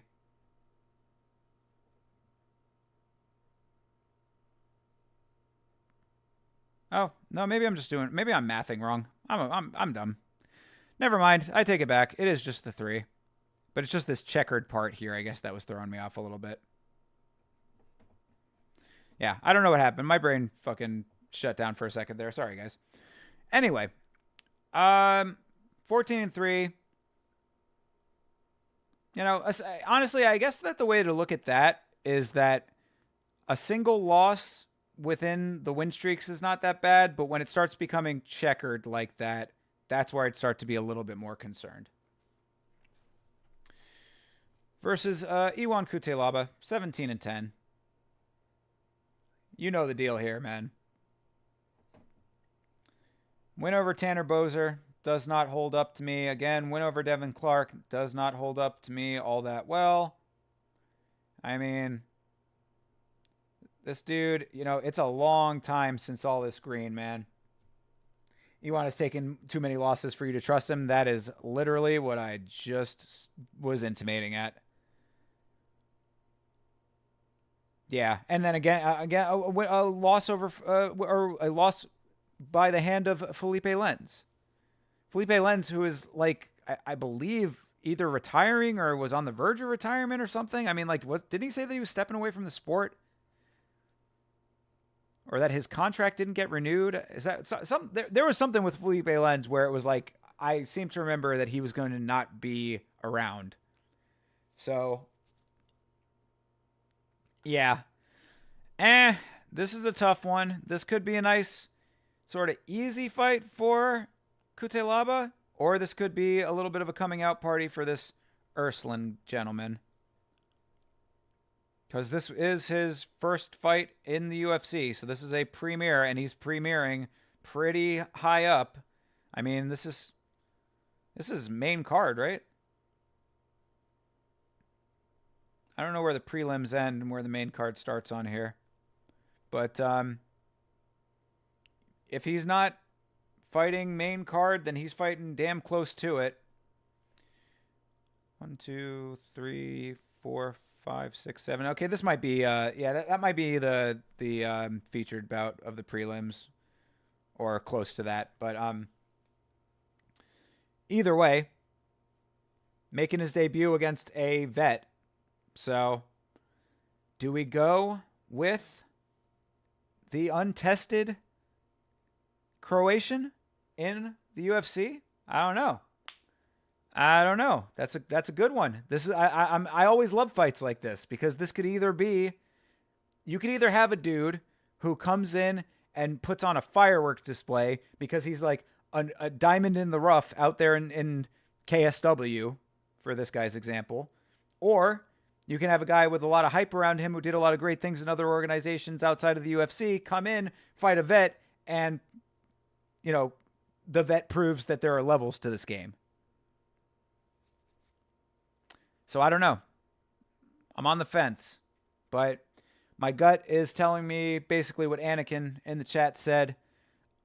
I probably got to ride with this untested Urslan, only because Iwan Kutelaba has just lost too many fucking times, dude. 17-10, bro. 17-10. You never want to be that close when your losses are in the double digits, and it is when your losses, if you double your losses and it's more than your wins, that's a really bad look. You never want your wins to be basically even with your losses. The fact that they're even keeping Iwan Kutelaba around, he might end up getting cut if he loses this fight, Because how many losses is he on now? I mean, I know he had the Tanner Boser win, but who really? I mean, do they really count that as like crazy work? Win over. I mean, yeah, right. Win over Tanner Boser, but lost to Felipe Lenz. 3-fight losing streak. And Jezuku, Walker, and Span. I mean, those aren't terrible names, but losses nonetheless. Magomed Ankalaev. We know what happened there. That was a little bit of a weird one. But again, oh well, that was the rematch of it. But yeah. I mean, 2 losses to Magomed Ankalaev. Right. I said that in the video, talking about Khalil Roundtree and how the hell does he deserve a title shot. But anyway, I'm saying all of that to say, like, these losses, good or bad, he's got a lot of them. So he might be in danger at some point, even though at one time he was kind of considered a surging prospect. He was almost in contender range. So I don't know.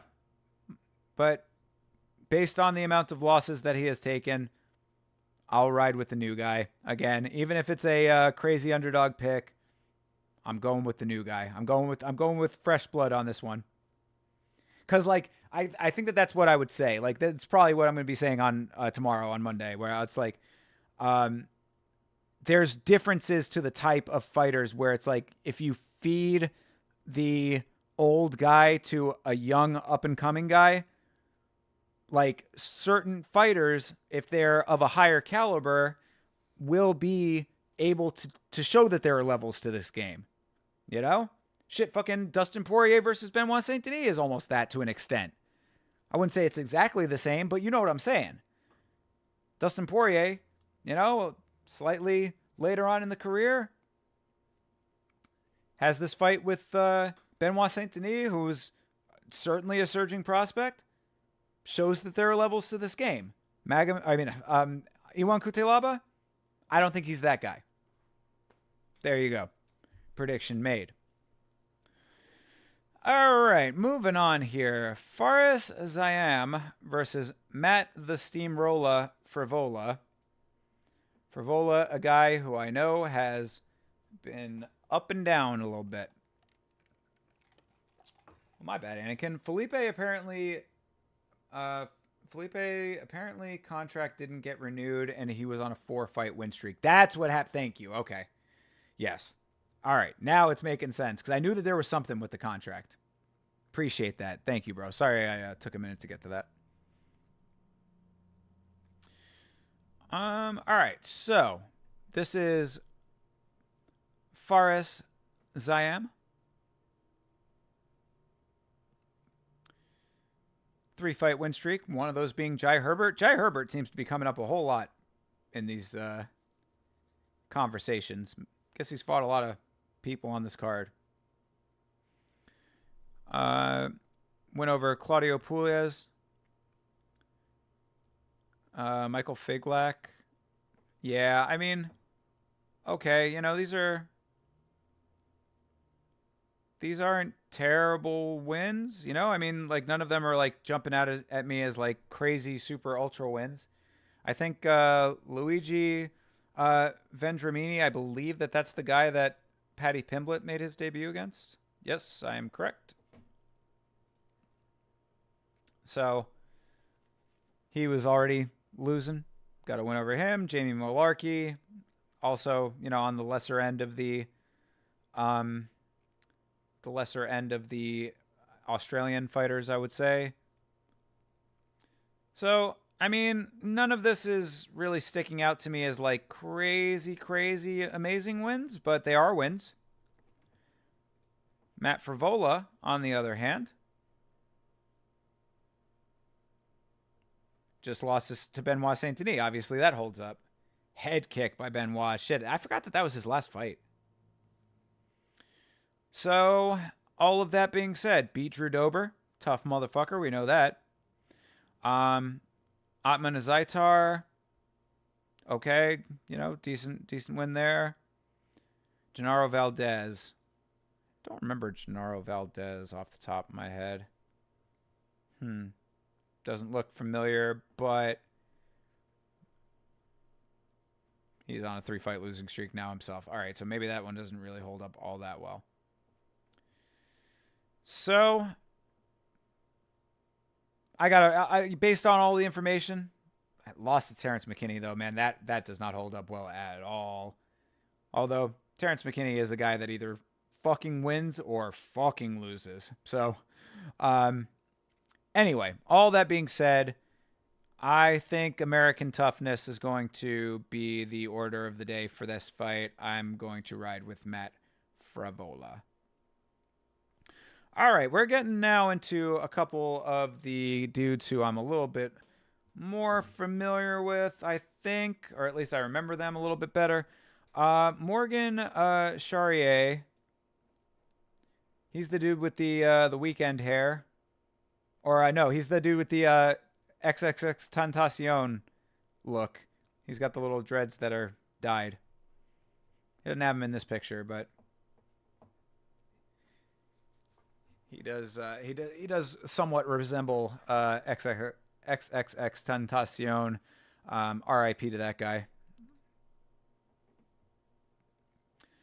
And he's coming off of a loss to Chepe. Holding up okay.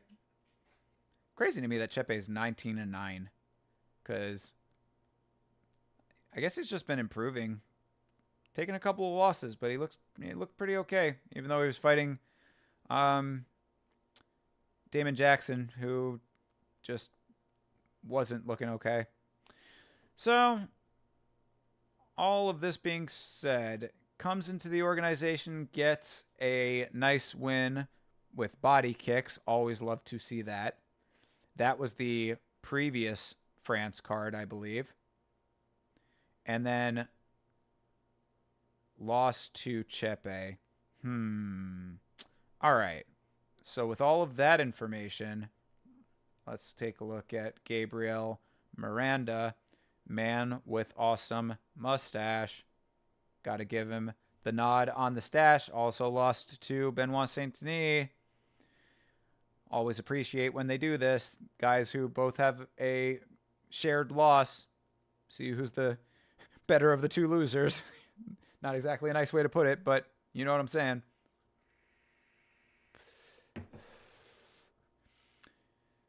So that was his first fight in the organization, then comes back with a win over Shane Young. All right. This is kind of a tough one to call based on this information. Man. You know, again, Charrier looked okay in that one fight that I saw him in. I thought that was pretty decent work. I don't know. I'm on the fence about this one. I know that Larry is a betting man, and he said he was going with Charrier. I can probably rock with that. My gut is telling me Miranda, though. My gut is telling me Miranda, again, off of, you know, because like I was gonna say off of experience, but like they both have experience. Obviously, Charrier has more experience in the loss column. So, riding with Brazil over France, I think it might be the way to go. Gut saying Miranda. Gut saying it. Going with the gut on this one. I will eat my words when the loss comes through on that one. That to me seems too like I'm way on the fence on that one. All right, Kevin Josette versus Brian Battle. My boy Brian Battle. Josette has wins over Song Kanan and Kiefer Crosby. I think we talked about this a little bit earlier. Those are good wins. Brian Battle, I believe, is the real deal. Coming off of the no contest after 2 wins here, and a unanimous decision loss to Fakhretdinov does suck because he was on a nice trajectory, but I think at the stage of his career where he was at this point, because yeah, I mean, he's 10-2. and that was only that was the second of his pro losses. So loses his debut fight, got caught in an armbar early in the round, and then goes on this very nice win streak. Ultimate Fighter, obviously, and has the one loss to Fakhretdinov. Growing pains within the organization. I'm okay with that. Nice win over Urbina. Decision over Trayshawn Gore, tough guy. Win over Satos, fine. Yeah, I'm good with all of this. Yeah, I'm going Brian Battle on this one for sure. Riding with the homie. All right, William Gomez versus Joe Anderson Brito. I can already tell you I am absolutely going with Joe Anderson Brito. Even though this dude, nice win streak himself over here. And a win over Fire Marshall. That's interesting to me. Split decision, though. And a majority decision over...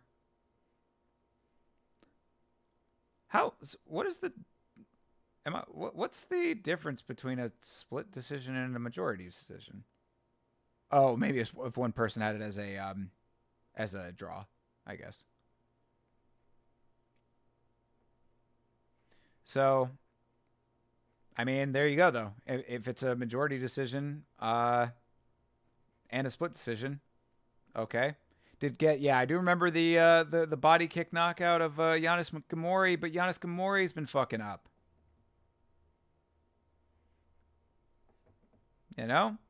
Lost to William Gomez, lost to Peyton Talbot. Obviously, you're going to lose to Peyton Talbot.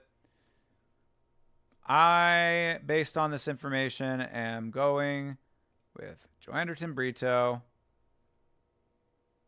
Yeah, dude. Even though that fight with Jack Shore was fucking weird.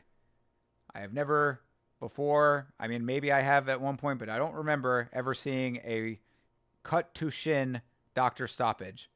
How the fuck do you stop? So there you go. There's your perfect example of why the Irene Aldana fight should have been stopped.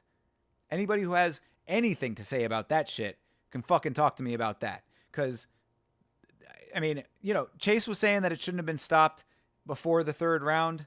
I'd have to go back and rewatch and see exactly how bad I thought that cut was entering the third round.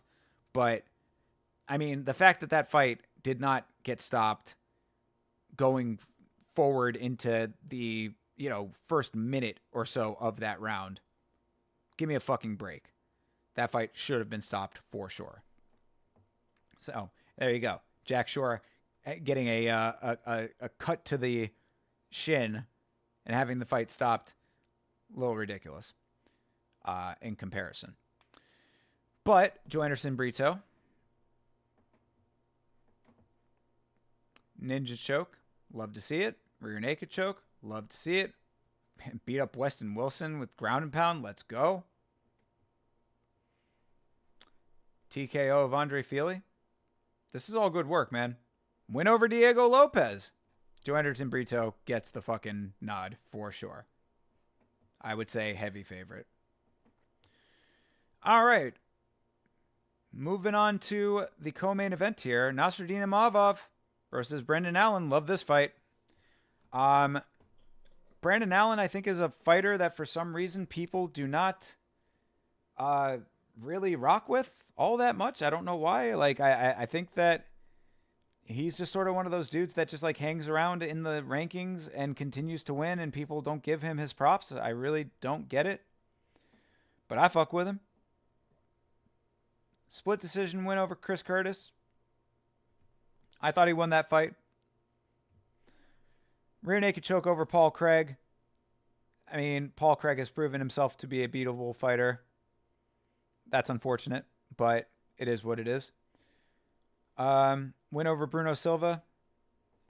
That Bruno Silva. Still, another win. Win over Jotko. Win over Jacob Malkoon. Win over Smiling Sam. I'm liking this record for sure. Win over the fucking scumbag Carl Robertson, who I happily saw lose at Game Bred Bare Knuckle. If you don't know what I'm talking about, why don't you search Carl Roberson on Google. See what happens when you do that Google search. And went over Punahele, which I think still somewhat holds up, even though he's had his problems too. I like his record. I'm okay with all of this. I mean, lost to Sean Strickland. That's obviously holds up just fine. This loss was in a grappling tournament. That does not count. Lost to this is Fluffy, right? Yeah, lost to Fluffy Hernandez. That also holds up. Lost to Eric Anders in LFA. I mean, that's how far back we're going now. So, both those losses. So, in the organization, where'd he start? With, came up through the Contender Series, and his losses in the organization are Sean Strickland and Chris Curtis. I think that that's just fine. Hey, cheers, brother. Thank you for stopping back in, my dude. We're just about to make our way to the main event here on these early predictions, which, of course, everybody who is hanging out, thank you very much for doing so. And if you are interested, obviously you're seeing what my side of the equation is on this stream, but tomorrow night, either 9 o'clock or sometime later, myself and the homie, the creative player himself, Chase Parton, will be doing our show, Last Week's Fights, right here on the channel, where you can hear Chase's opinion about these fights as well. So I will have all of my notes compiled based on the stream you're watching right now, and maybe Chase will have some spice to add to the equation. Let's see here. Nasruddin Imavov. So obviously we all know what happened in the Jared Cannonier fight. That fight was stopped early. His win over Roman Dolidze, sure, but there was the whole weirdness with the knees to the downed opponent deal. Whatever. That fight was kind of weird to begin with. All that situation with him getting mouthy with Chris Curtis. Fucking trolley bastard that he is. Lost to Sean Strickland. Again, holds up fine. Lost to Phil Hawes. That's eh. That one would be somewhat of a cause for concern. Win over Shabazian. Okay, win over Buckley. That's holding up, right? So, I mean, couple decent wins here. And especially Cannonier. I mean, I think that this was one of those situations where it's really kind of unfortunate that that Cannonier is in the position that he's in as a fighter, fighting a guy like Nasruddin Imavov, because I don't necessarily think that all of what I'm seeing in this record necessarily equals up to him having a number 4 next to his name, I believe. Am I wrong about that? Where's he at? Yeah. He's 4th in the middleweight division. So, yeah, I don't necessarily think that Imavov's record is reflective of the caliber of fighter that he is. I don't think that his ranking is representative of the caliber of fighter that he is. I'm riding with Brendan Allen on this one, man.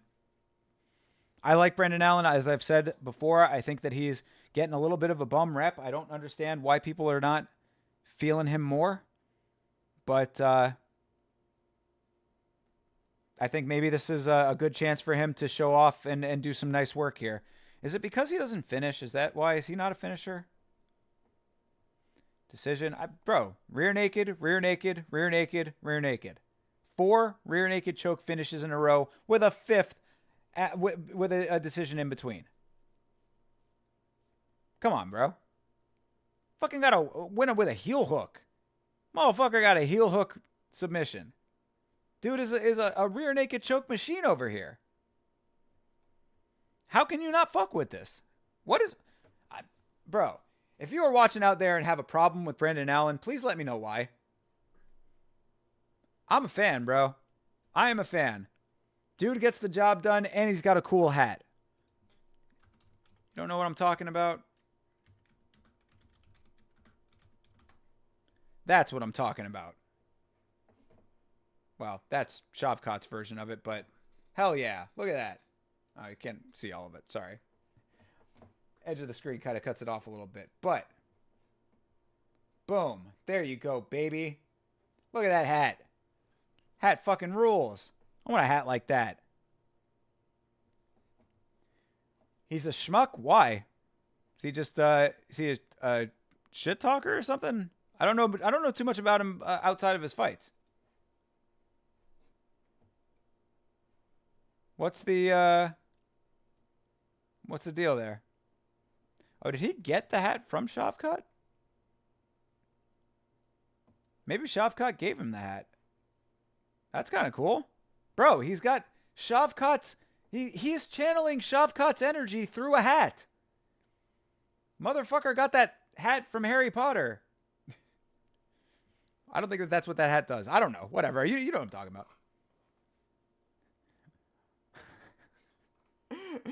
Bro, Chase said unlikable face. Okay, all right. The same way that you cannot judge female fighters by their attractiveness, you cannot judge fighters by their punchable faces. Chris Curtis's foe? Yeah, Chris Curtis is a fucking troll himself, bro. I mean, I like Chris Curtis. I think he's a funny troll. But don't get it twisted. That dude's a fucking troll. He trolls hard.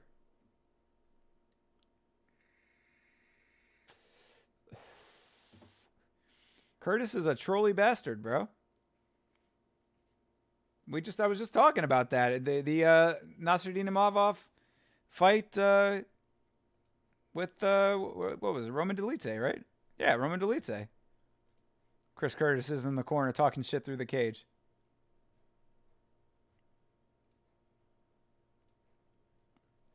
So, anyway, all that being said, I'm going with Brendan Allen. There you go. There's your spice. There's your little preview of the spice from Chase. You know, one of these days, Chase, what I want to do, like down the road, is I want to have it where like we both have a graphic, and like we can like put up the graphic of like, you know, for our prediction or whatever on like when we're doing prediction-y kind of streams. Be like, you know, I'm picking such and such, and then like a graphic comes up for it or something. I don't know how to make that happen, but I would like to. It's like down the line when we have a producer or something. All right, moving on to the main event of the evening. Benoit Saint-Denis versus Renato Moicano. Benoit Saint-Denis. We know the deal here, right? I don't know why they even... Oh, it was a grappling match. My mistake. Okay, I was going to say, where did he fight Mark DeCasey in MMA? No, grappling. But got to win in grappling too. Guess that should tell you something.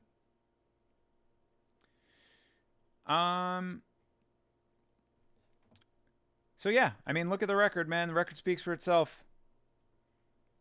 One loss being to how do you say that guy's fucking name? Elizeu Zaleski dos Santos.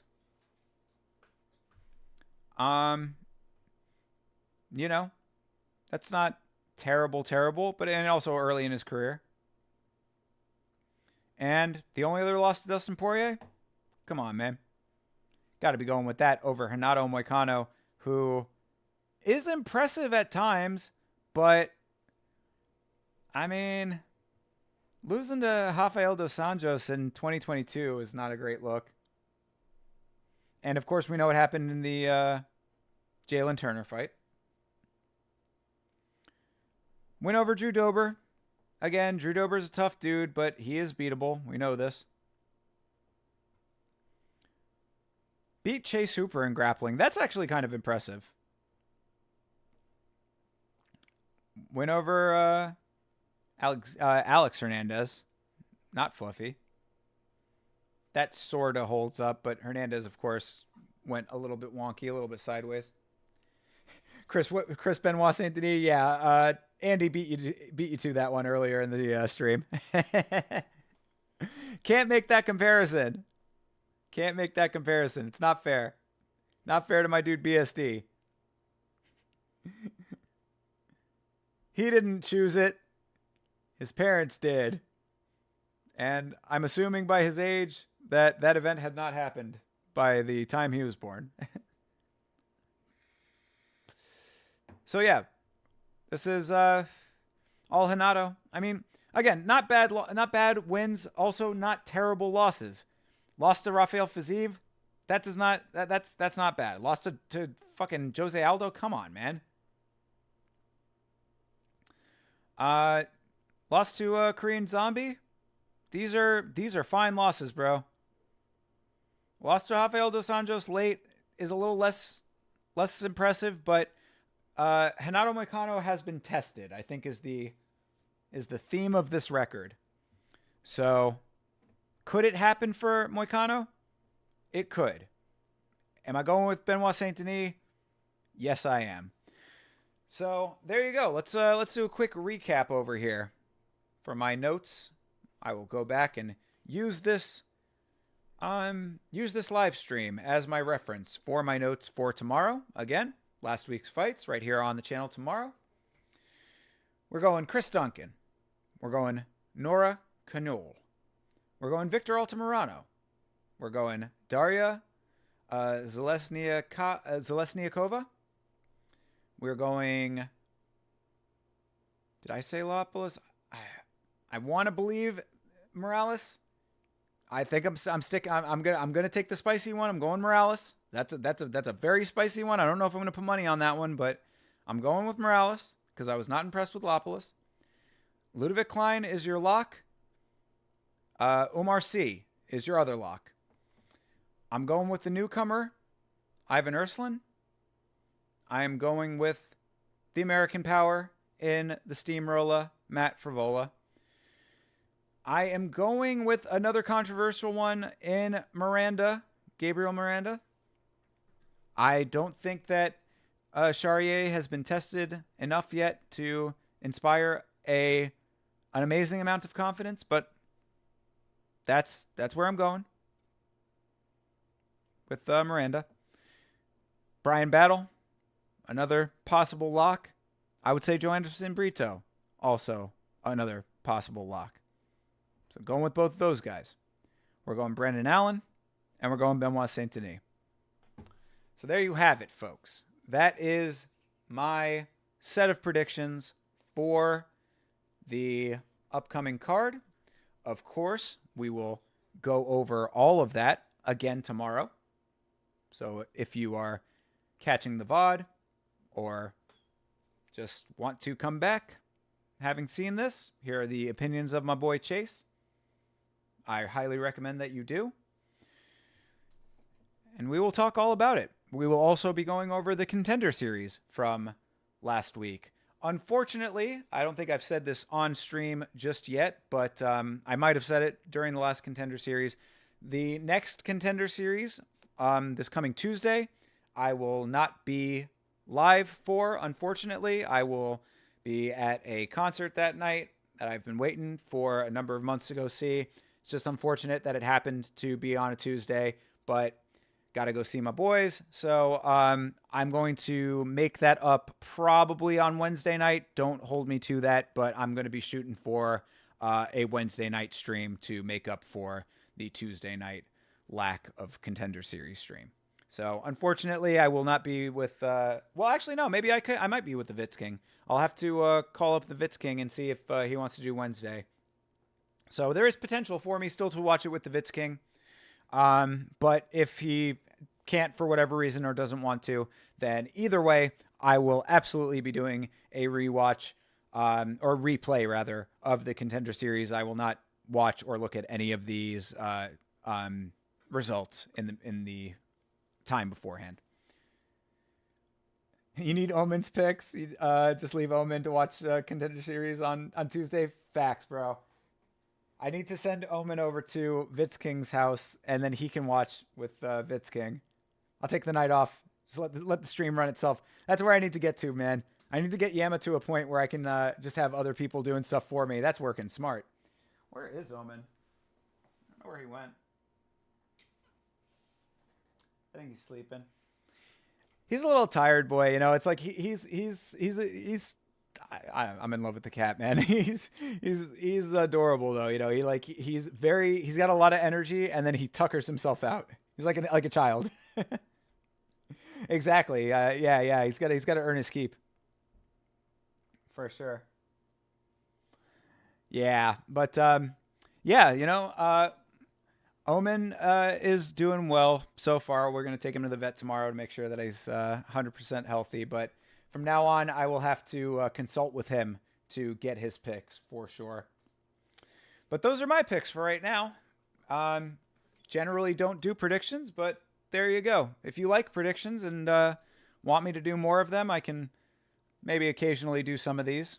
But we do it on last week's fights. So generally, we'll have enough to talk about. We don't usually do full card predictions unless there's not a fight card from the week before. But we often will go over fights that we have opinions about coming up. So yeah, always keep up with the streams because we're always putting some dope stuff out there. Not gonna lie, man, that's actually dope to see him grow with us. I know. He's a little baby now, man. It's crazy. But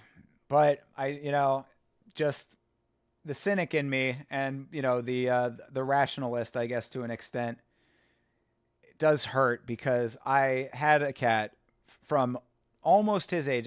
My last cat, Oscar, I got just a little bit older than Omen. Oscar was probably maybe like a month and maybe like I'd say like 10 weeks old or something like that. When I got him, same circumstances too, literally the exact same circumstances. I was out on a walk with a friend, and he was just a stray in the neighborhood. So, what can I say? I have a soft spot for stray cats, but just knowing what you go through when you lose a cat, it's very painful. So, but that's a lot of years away, and we're going to have a nice, hopefully very long time with Omen as the new mascot for the Yama stream. You've got Omen over at my place. You got Jake the dog over at Vitz King's place. You got Link over there. You got Mama over there too. You got a whole bunch of Yama is a very family and animal friendly channel. I mean, family friendly, maybe not so much, actually. I take that back, but very animal friendly for sure. They don't understand curse words. Anyway, all right. I've been on for over 2 hours. Let's take one quick look at MMA fightings just to see if there's anything interesting going on in the world of MMA that I need to talk about before we wrap up here. Jorge Masvidal sends fiery message to Leon Edwards. I'll beat the fuck out of your little skinny ass. Give me a break, bro. Jorge Masvidal thinks he's going to come back and get a shot with Leon Edwards. Is that what he's trying to do? I mean, there is a storyline there. I guess maybe they might be okay with that. Jorge Masvidal, come on, bro. He's got to be washed, right? I mean, I think everybody's kind of really coming to the realization over the years that, Masvidal, even with his meteoric rise in, I believe it was 2019, was it 2019 or 2018? Forget which year it was, but, the year of the flying knee, I mean, that wasn't necessarily representative of, him as a fighter. Everybody thought he was a journeyman for a long time, had a meteoric rise, and then sort of fizzled out again. But Jorge Masvidal is a Florida legend. You know that. Leon would come in as a dog, I'd hope. I would bet my life. No way. You think that Leon would come in as a dog against Masvidal now? You ever seen that picture of fat Masvidal? Did you see how he looked during the fight with Nate Diaz? The boxing match?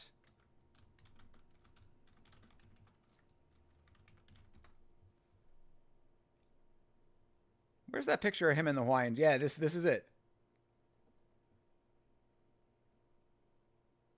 Yeah, bro. Masvidal. That's a big boy, bro. Look at it. Look at him right there.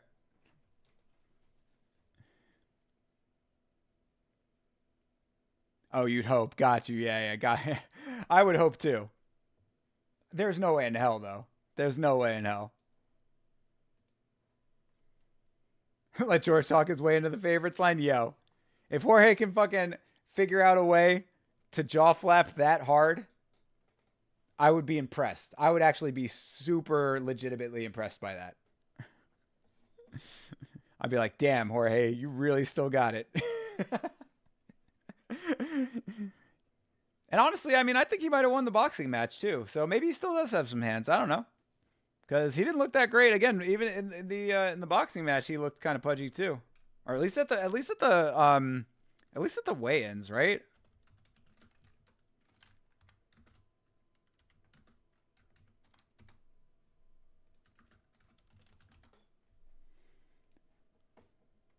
Where's that?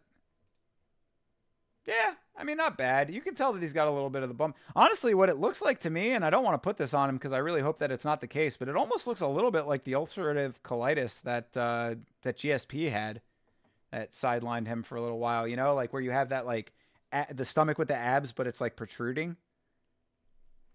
Because you can see there. I mean, you see the curvature of the stomach where it's protruding there, and it was definitely looking that way at the weigh-ins. Yeah, look at that.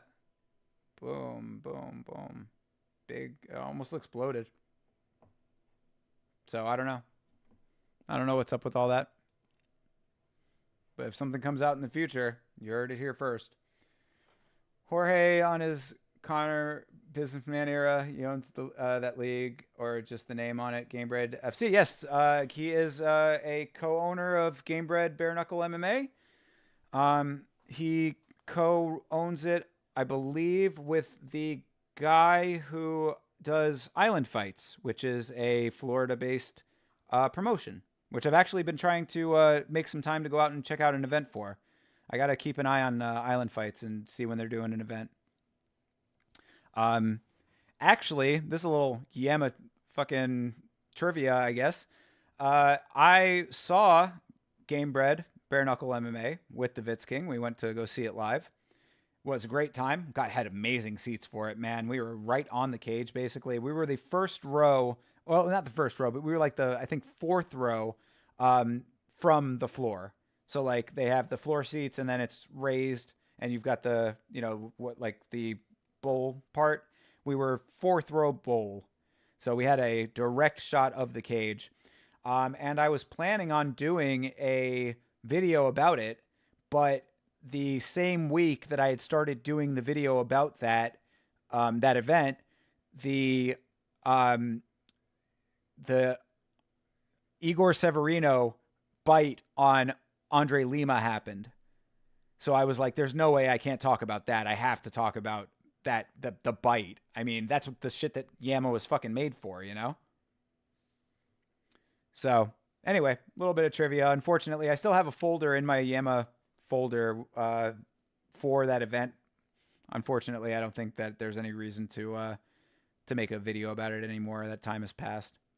But it was great. And honestly, I give what I was going to say in that video is that I give Jorge and his promotion a whole lot of credit. I thought it was a very well produced event. It ran without a hitch for the most part. I mean, there was, I think, one or two little minor criticisms that I had, but it was really fun. I enjoyed it a lot. I thought it was a very well put together show, and it was at a huge venue. It was at the biggest arena in town, basically. So pretty cool that he was able to do that. So what does Connor part own? Connor part owns bare knuckle boxing, BKFC. Jorge's promotion is bare knuckle MMA. So different there. It's basically, MMA rules versus boxing rules, both being bare knuckle.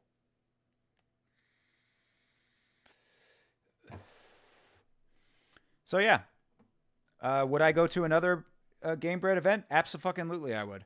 I mean, the tickets were cheap. I mean, what did I pay? I think for the seats that I got, I think I ended up paying like maybe $50 a pop or something like that. I mean, it was like it was ridiculously cheap.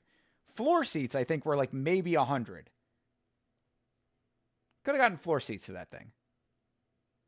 Probably should have gotten floor seats to that thing. It would have been cool.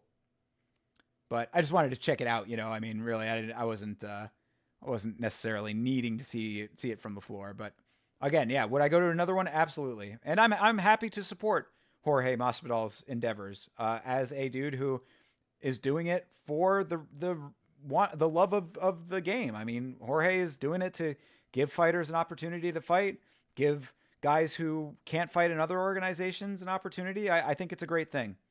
I want to like Jorge. I went on a whole rant number of streams ago about Jorge Masvidal before that event. Just talking about how, if Jorge Masvidal had not fucking sucker punched Colby Covington, I'd be a huge fan to this day. Kevin Holland said it best, it's like, I was a huge fan of Jorge until he started doing those sucker punchy bullshits, I was like, dude, Kevin Holland, you fucking hit the nail on the head. You do prefer the boxing, but Conor not getting on the MMA version is, yeah. I mean, honestly, I think there's merits to both, because really, I mean, like you've got, honestly, the talent level is just different in the MMA version too. I mean, I saw the main event of the bare knuckle MMA event that I saw was fucking Junior Dos Santos versus, I believe, Alan Belcher. That's a monster of a fight, man. And it was a monster fight. It was a great fight. So, I mean, like that level of star power kind of speaks volumes when you've got guys in the bare knuckle boxing that, I mean, there's been some great ones. Obviously, we know Mike Perry's the man, another Florida legend, and one of the greatest homies to this channel. Some of my earliest subscribers came from Mike Perry. So thank you, Mike Perry. I appreciate you greatly, bro. But yeah, I mean, I don't know. I would just think that that the talent level on the whole, also because I think that that Game Bread does less events, so they try to pack it with a little bit of better talent per event, because they're not doing as many. Wish he was more of an advocate of letting his love for boxing take over. Oh, instead of letting his love for boxing take over. Yeah, I mean, Conor's going to be Conor, bro. I honestly don't know what really compelled him to want to have the stake in Bare Knuckle FC, but I think, again, it's just like he sees things that are like shiny objects to him. You know what I mean? Oh, whiskey? I can make money having a whiskey brand? I'll do whiskey. Like that kind of thing. It's just like, I think it's just shiny shit to Conor. You know how in the first Volk versus Islam fight, Islam had a bad weight cut? Yes. Do you think Ilya would have beaten Islam in that condition? Ooh, that's a great question. I think that Ilya is... Okay. I'm going to say this, and I think that I'm going to get a lot of heat for this. Because he is the champ, and obviously he had to become the champ, the way that he did, right? But let's go to Ilya's record real quick. I think that Ilya has not been tested in the way that a champion needs to be tested yet. That's what and again, I think I understand if you think that that's a spicy take. I think that Ilya, like, if you look at this record, going from his start in the organization, think about this. Comes over from Brave, right? Nothing against Brave. There's been some fine fighters coming in from Brave. A win over Yusuf Zalal, to me, holds up because Yusuf Zalal is now starting to come into his own. But back at this point, Yusuf Zalal was on a pretty bad losing streak. Win over Damon Jackson. not really holding up all that great. We just talked about Damon Jackson a little earlier when we were talking about his fight with Chepe Mariscal. Win over Ryan Hall. Ryan Hall fought like a fucking idiot in that fight. He Uminori rolled his way through that fight for like 3 rounds. He did nothing but Uminori roll in that fight. Oh, actually, no. Okay, he got knocked out in the first round. My bad. He Uminori rolled through almost 5 minutes of that fight. How about that? Motherfucker was doing somersaults throughout the entire fight. Terrible game of, attack strategy against Ilya, who, if you go back and watch that fight, because that fight will always stick out in my mind as amazing, because he Uminori rolled so many fucking times that Ilya basically just looked down at him at one point and went, boom. Like, he literally was like, bro, I am tired of your shit. So anyway, this is all of those, right? Jai Herbert. Again, I've never been all that impressed with Jai Herbert. It's amazing that he keeps coming up today for some reason, but never been all that impressed. He did get that beautiful head kick. He got the head kick against Ilya. Guys, he almost had Ilya out. Bro, he almost had... Shut the fuck up, okay? Shut up. Don't want to hear it anymore. I'm kidding, but you know what I'm saying. He did get the nice head kick on Ilya. I guess you can say that tested Ilya's chin a little bit. How about that? But didn't finish him. Bryce Mitchell, mixed results. You know, I like Bryce Mitchell. I think Bryce Mitchell is a good guy, and I think that Bryce Mitchell still has potential, even though he got knocked the ever-loving fuck out. You know? Bryce Mitchell's just a dude that's a little bit checkered, but I like Bryce as a fighter. And I like him as a person, too. I actually was thinking about doing a video about Bryce Mitchell at one point, because I think that he's an interesting guy in general with all of his beliefs and stuff, but he's also a genuinely good person if you know about him. I did a lot of research on him going back to his time on The Ultimate Fighter and, just other stuff that I could find. And he's a legitimately, like, he's got a good heart, Bryce Mitchell. I'm a big fan of Bryce. I think a lot of his beliefs are a little bit out there, but, as a human being, Bryce is a good man.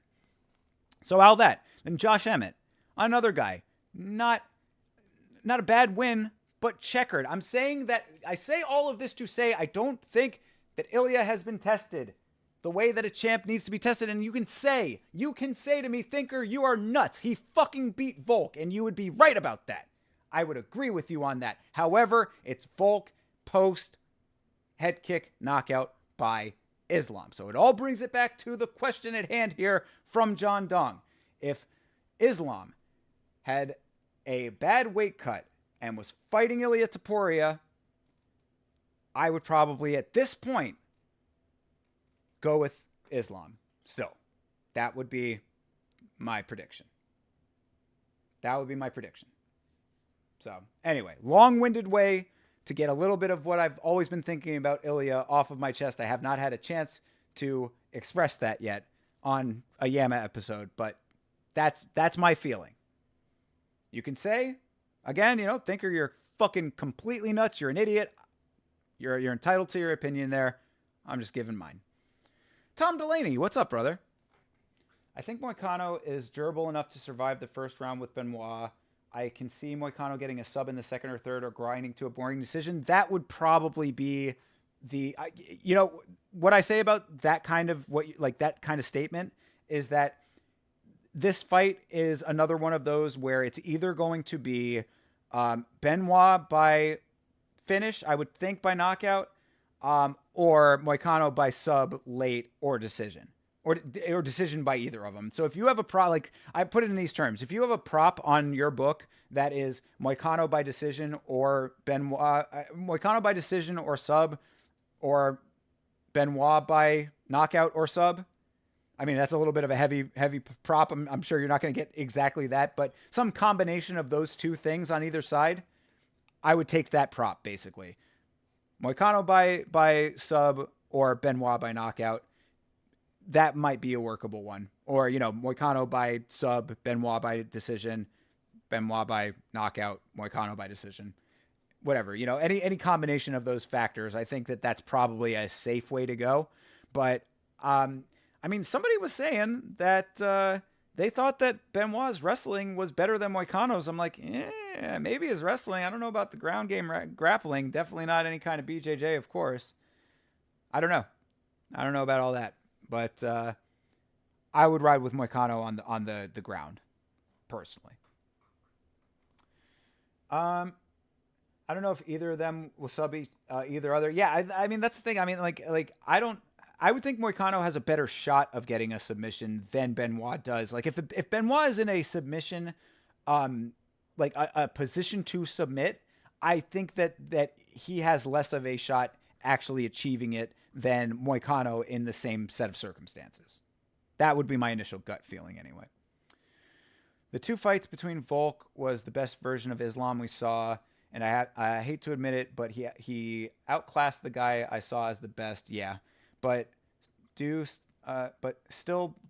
but that version of Islam was crazy. He fell off though. Yeah, that is all facts. And I mean, and I have to also go back to what I was saying, what that comment is referring to, and preface all of that basically, or add an addendum to it that I am a huge fan of Volk. I mean, Volk is possibly on my Mount Rushmore of MMA. I know that it's definitely on Vitz King's. Volk is one of Vitz King's favorite fighters of all time. So, we are both big fans of Volkanovski. And it's unfortunate to see how it went down for him, but I don't think that he necessarily is down and out. I just think that he is doing the right thing now by taking some time off. Get your head right. Stop jumping into fights on short notice. Stop playing Superman. You don't need to save every fucking card. Leave that to Alex Pereira, who also probably shouldn't be doing that himself all the fucking time either. But, see what happens. Early predictions on Pereira versus Khalil Roundtree. For some reason, I hear a lot of people saying they think Khalil Roundtree has a great shot in this fight. I don't know where all that is coming from personally. Herbert almost finished Pereira with the nasty head kick. There you go. What was I talking about? I knew it would come up. It had to come up. And Jai Herbert is riding out that almost knockout for the rest of his days. Look at Jai Herbert's record. We've talked about Jai Herbert on the stream before. Candy Kane after this decent stretch here. 1, 2, 3, 4, 5, 6. 4 in a row, 6 in a row. That's pretty goddamn good. But then loss. Win, loss. Win, draw, loss. Win? What do you think the next one's going to be? Pick it. You know what I'm saying?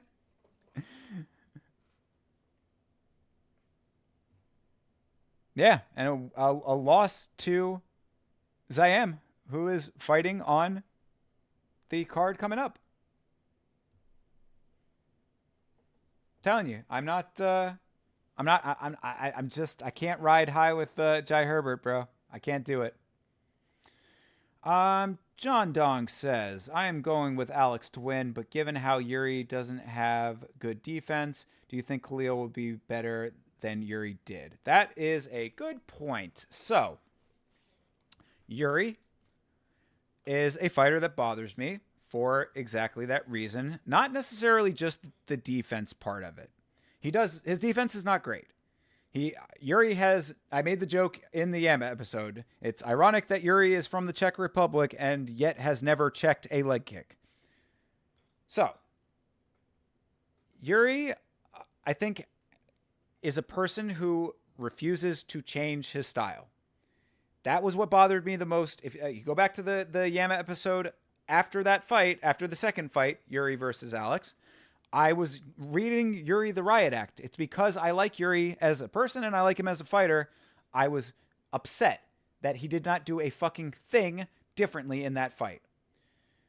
I say that to say, Khalil Roundtree, I'm hoping, at least for his sake, because I'm not a fan of Khalil Roundtree. I've talked about that in the past too. I think Khalil Roundtree, there are just things about him that pop up every once in a while that just gives me reasons to not like the guy or at least there's a miasma around him. There's a little bit of a you know, in the cartoons when there's like a stench in the air and it's like you can see it, you know, it's like opaque green, like hovering, or like Pigpen from Charlie Brown, you know, from Peanuts.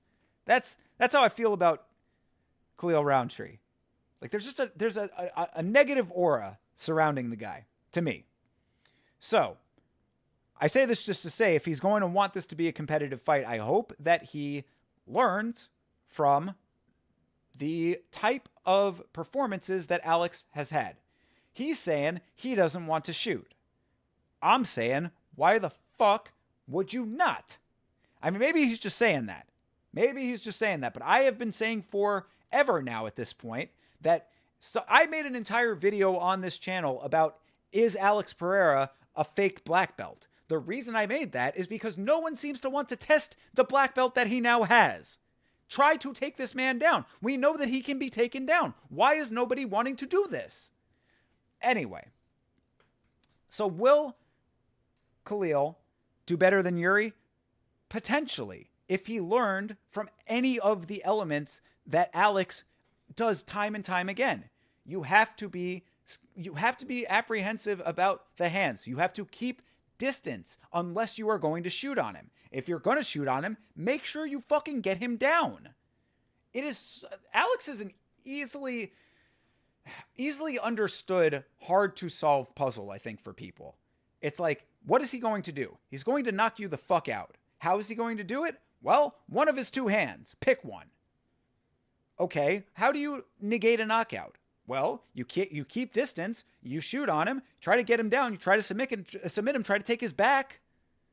People don't want to get close to him. He's going to leg kick the fuck out of you. Check the fucking leg kicks. Yuri didn't do that. All I'm saying is that I see from 1,000 feet away all of the elements that make up Alex Pereira, and I see that no one seems to want to adjust to what he's showing you. He's showing you how to beat him every time he fights. So anyway, do I think that Khalil Roundtree will do better? Possibly. If he and his team are aware of the circumstances. I don't necessarily think that Khalil Roundtree's defense is like stars and bars better than Yuri's. I mean, it's a little bit more technically proficient, but not, I mean, he's a Muay Thai guy. He's ready to get in there and like not defend. That's why Muay Thai is so fucking entertaining. Those guys don't barely defend.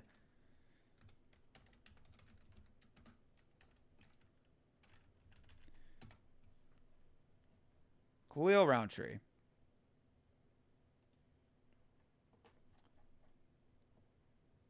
I mean, you're looking at this portion of his career, by the way, just even as an aside. Got elbow knocked out by Johnny Walker. Got elbow TKO'd by Iwan Kutelaba. Decision lost to Marcin Prachnio. Come on, bro. Come on. Lost to Tyson Pedro. Come on. I don't know, guys. I don't know. Maybe I'm completely off base here. There's a reason he is number 8 and just number 8. Get into this part a little bit here. Is decent win streak. But again, look at the names that he's beaten here. Modestas Bukauskas. Okay, I'll give you that. Fucked his leg up royally. That was another one of the fights that kind of gave me a negative impression of him. Because I believe, if I'm not mistaken, I'm fairly certain I'm correct here, this was the one that he oblique kicked him. Fine, whatever. Win over Carl Roberson. Like I said, I can always enjoy Carl Roberson losing because he is the scum of the earth. Again, if you don't know what I'm talking about, Google the name. Dustin Jacoby.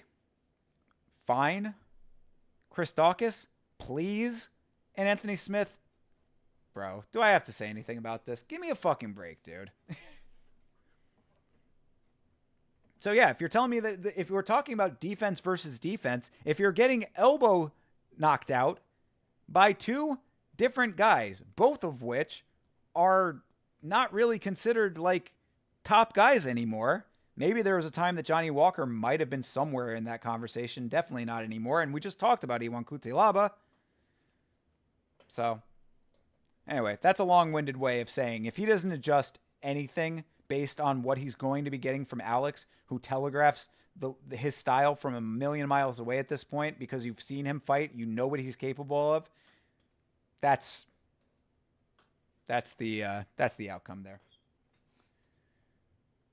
This may be a stretch, but if Merab beats Umar, then he's the bantamweight GOAT in your opinion. I don't know if I'd necessarily put that on him just yet, but I will say he'll be making a great case for it because I don't think that there's anybody that I can think of right now that has an answer for Merab's style. Merab is another person that, I'm glad that I read that in that order. Merab is another person who telegraphs his style from a million miles away. You know exactly what Merab's going to do. He's going to put an immense amount of pressure on you when he wants to, and he's going to stay at distance when he doesn't. There just needs to be somebody with an answer for it. I think that Alex is actually an easier to figure out puzzle than Merab because Merab has the advantage of the ground game, and it's, unless you're able to hang with him on the ground and get him into a position that's going to make it hard for him, he's just going to keep you on the cage. I mean, he's just going to be able to have his way with you wherever position you're in. It's all pressure fighting. I think that's why so many people thought that Sean was going to be able to get the single shot. Everybody thought that Sean was going to be able to come in there and just rock him with the right hand or whatever. Merab wasn't letting that happen. Merab completely neutralized everything, even though Sean did just look a little off in general.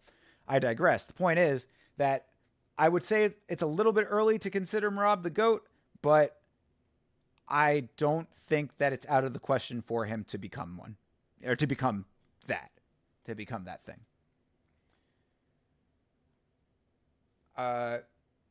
Kirk goes head first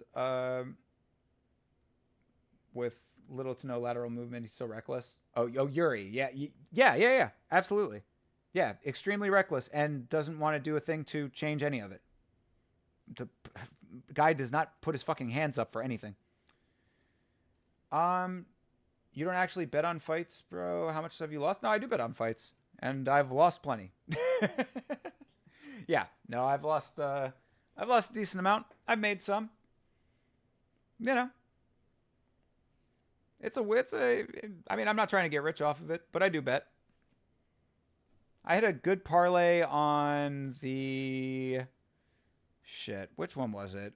I think on the Drekus card, I hit pretty heavy. I'm only doing small bets though, small money. It's just play bets really. I'm not trying to be out here losing crazy cash. Again, MMA is too unpredictable. I don't know how anybody's unless you're doing the deep stats digging. I don't know how anybody's really making crazy money. You must lose to win, bro. You must lose to learn. Unless your name's Habib. All right.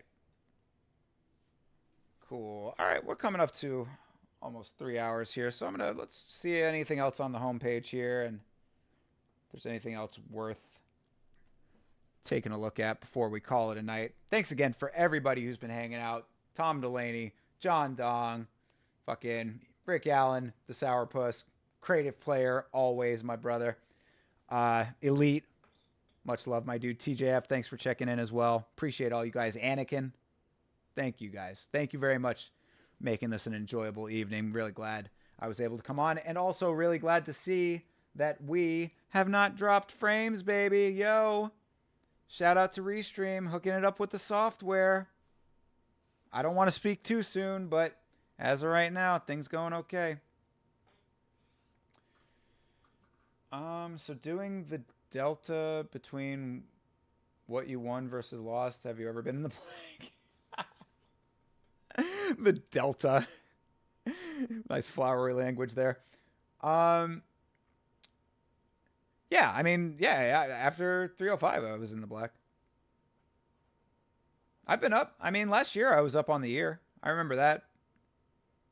Maybe next year I'll start keeping track of all of my bets and see where I actually end up as far as plus minus goes. That'd be interesting, actually. I should do that.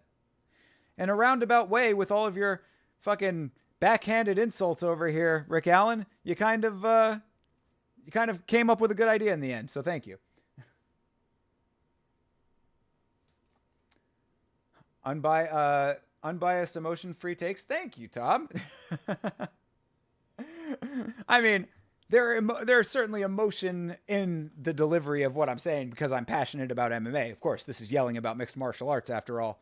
But yeah, no, I mean, I try to be as fair as possible. That is something that I kind of stake my claim on here. You know, I go strictly off of the facts. You know, it's not anything to do with. I mean, you know, I have my opinions about people personally, of course. You know, obviously. I mean, I'm not a fan of John Jones. We know that. Still know that he's the fucking best fighter of all time with caveats, but you know what I'm saying. I can recognize the what happens in the cage as the reality.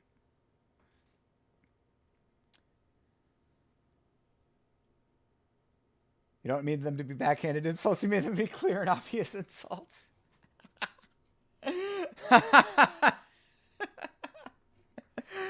Word. Okay, fair enough. Right. I misspoke. My apologies. Oh, jeez. All right. Anything else worth covering tonight? Henry Cejudo calls Sean O'Malley's win over Aljamain Sterling a fluke. You know, broken clock Henry over here. I don't know. What do you guys think? That's a great community debate topic. What does he say here? Yep, we know that Sean won against Merab. Or, you know, Sean lost against Merab. What can I say? I predict these things. Haha, yeah, okay. Henry. So I'm saying about Henry, though. You know, Henry has some... He says some of the most brain-dead shit on the planet, but then every once in a while he comes out with some of, like, the most accurate gems. Like, he is the definition of a broken clock. Like... I can't think of a better example of a broken clock in MMA than Henry Cejudo, because some of the shit that he comes out with is so absolutely asinine, and then every once in a while it's like, God damn, that was the most correct thing I've ever heard. What did he say? He said Sean is not accustomed to going 5 rounds, and he is not accustomed to people on his legs. I just feel like I still go back and say, hey, that fight with Aljamain Sterling, that was a fluke too. Aljamain was still in that fight, and people thought I was just hating. No, I've been in there with Merab. I did a whole lot better than Sean did when I fought Merab. I mean, I took down Merab. Merab is lucky that I had a groin injury, and I still plan on running it back. Honestly, look, for what he's saying here, I mean... Is there an element of him just trying to sell a fight with O'Malley? Probably. Is there an element of him being salty about where he's at based on Sean and Merab? Probably. I don't necessarily think he's 1,000% off base here, and the fact that he was able to take Merab down is pretty impressive. Yo, Gilbo Bob, I look like Merab, no offense. No, none taken, brother. Sexy motherfucker over here. I guess you must think Merab is sexy too. Hey, to each their own, you know?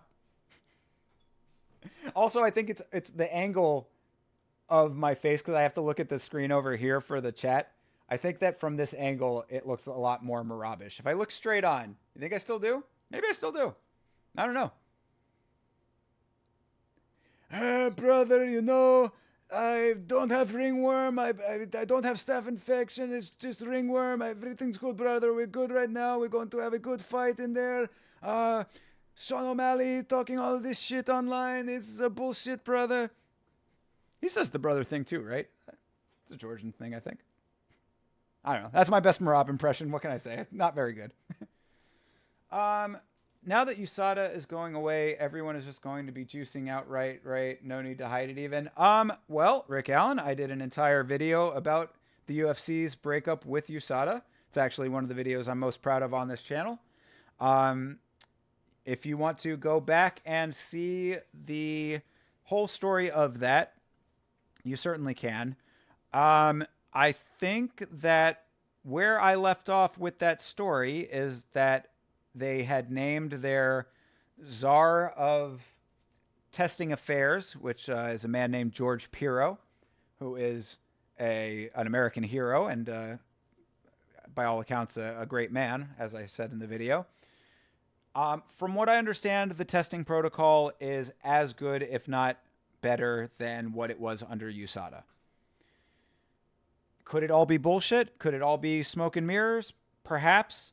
I would tend to think not, though, because between George Piro and Jeff Nowitzki, I think that both of those guys are pretty much on the up and up. That would be my gut impression. Could it all be an elaborate fucking ruse? Perhaps. But what I had said as well is that I also don't think that, I don't think that there's any actual incentive for the UFC to want people to juice, because juicing only hurts the UFC. If you have a lot of fighters who are popping all the time, that's why the commissions exist. And the commissions are their own independent bodies that are state governed. That's Johnny Law, is the athletic commissions. So if the athletic commissions start getting involved and saying, hey, you guys are popping left and right over here, it's going to eventually be a net negative for the UFC. So I don't think that they're just rampantly everybody just juice now. I don't see it. O'Malley versus Cejudo is the fight to make. O'Malley needs to show he can beat a wrestler, and for the record, Jan won 30-27.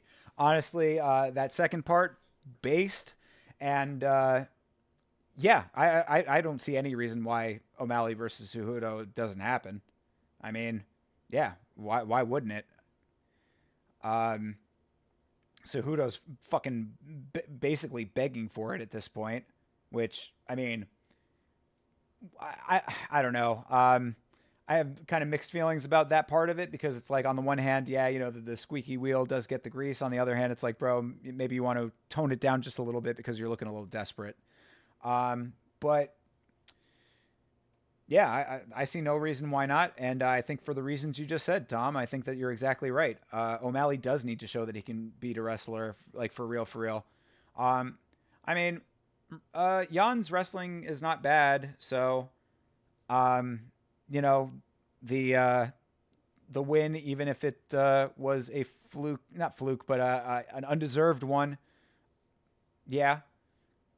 He has that at least to go on, but yeah, no, I agree. I think that he absolutely needs to beat the highest of the high level wrestlers. And of course, Henry Cejudo is Triple C for a reason. Do I think 309 is going to be trash? No, I don't think so. Let's look up 309 real quick since you asked. No, yeah. I mean, is this going to be trash? No. I mean, come on. The Jones-Stipe fight is one that I don't care about, but I still think has the potential to be at least somewhat entertaining. I think a lot of people are entirely counting Stipe out. I understand why. I'm not saying that you're wrong for doing so, but I am not in the camp that thinks that at least that Stipe has the ability to make it an entertaining fight. That's my prediction. Will Stipe win the fight? Probably not. Does he still have it in him to be competitive? I tend to believe yes, but anything's possible. That's the main event. Oliveira versus Chandler 2. Again, I really don't care about it, but I like Michael Chandler as a fighter. He is a dude who fucking runs face first into the fire, does not care what's going to happen on the other end. That's how he ended up losing to Oliveira. He's wild. The guy is Michael Chandler would be fucking so much. He would be, his record would be so much better if he reined himself in. But he knows that he's a prize fighter. He knows he wants to be the most entertaining fighter. So yeah, I mean, he just goes out there balls to the wall no matter what. That's why Charlie Olives was able to catch him, because he had Charlie hurt early, if you remember that fight. So does it have potential to be another banger? Sure, why not? Bo Nickel fighting Paul Craig. Another easy dub for Bo Nickel. Why not? Natalia Silva had a fucking fantastic fight recently. She's looking like a contender for sure. I don't think that there's anything to say that Natalia Silva doesn't get a title shot within the next couple months, if not years. And then Anthony Smith versus Dominic Reyes. Okay, I mean, hopefully it'll be part of Dominic Reyes' comeback story, which he's trying to mount now. I mean, I want to believe that that's a possibility. And I mean, Chris Weidman versus Eric Anders. Yeah, whatever. Do you think Lil Mikey's wife is going to keep forcing him to fight after this one? I love this narrative you've created. He's just got this like ball and chain of a wife who's out here like, you need to go out and fight. You haven't fought. We've got kids to feed, Michael. Do you think his wife is gonna continue to force him to fight after this one to keep contributing to the household income? It's expensive to raise kids even on a doctor income. I mean, nah. I mean, come on, man. I really think that Chandler's probably made a decent enough living to begin with. I don't know why he was holding on to the Conor fight so steadfast. That is what I basically was getting at in the most recent video on the channel. YouTube.com/@YamaShow, by the way, if you are watching on any other platforms. New video is out now. Give it a watch. Like it if you like it. Dislike it if you don't. But yeah, I think that Chandler was doing fine. I don't know why he was like so clinging to this Conor fight. Because basically, I think that had he just fought his regular schedule for a number of years more, he probably would have walked away with almost the same amount of money. It might have been a little bit less, but like, it's like sunk cost fallacy, right? When you're like gambling, we're just talking about gambling. It's like when you're down in the hole so bad that you're like, I can't stop now. I gotta get back out of the hole. That's the basic idea of the sunk cost fallacy. That's what I see in Michael Chandler with the Conor fight. It's like, I want this Conor fight. The payoff is going to be so great. It's going to be such a big thing for me. It's going to be so amazing. I'm going to be the guy that got to take down Conor, yada, yada, yada, all this shit. And he essentially just sunk all that time in when he could have been actively making more money in that meantime. I mean, think about it, bro. I mean, it has been almost 2 years for him. He coached The Ultimate Fighter in February of last year. Crazy. Anyway, so I think that Cejudo has a point here, and I think that absolutely is the fight to make. Heard about this Anthony Joshua versus Daniel Dubois fight. Heard that it was good for Dubois.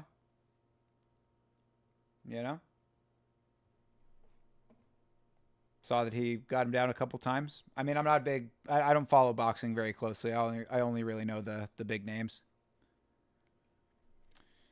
John Anik reveals Joe Rogan's first reaction to the Sphere and wants one more shot after UFC 306. Yeah, they got to do another event at the Sphere. Come on, man. I really hope. I would like to see every fucking event ever at the Sphere. I thought the Sphere was the greatest. It might be the greatest. Like as far as like the show element of MMA, it might have been the greatest show. I called UFC 300 the greatest show on earth earlier this year.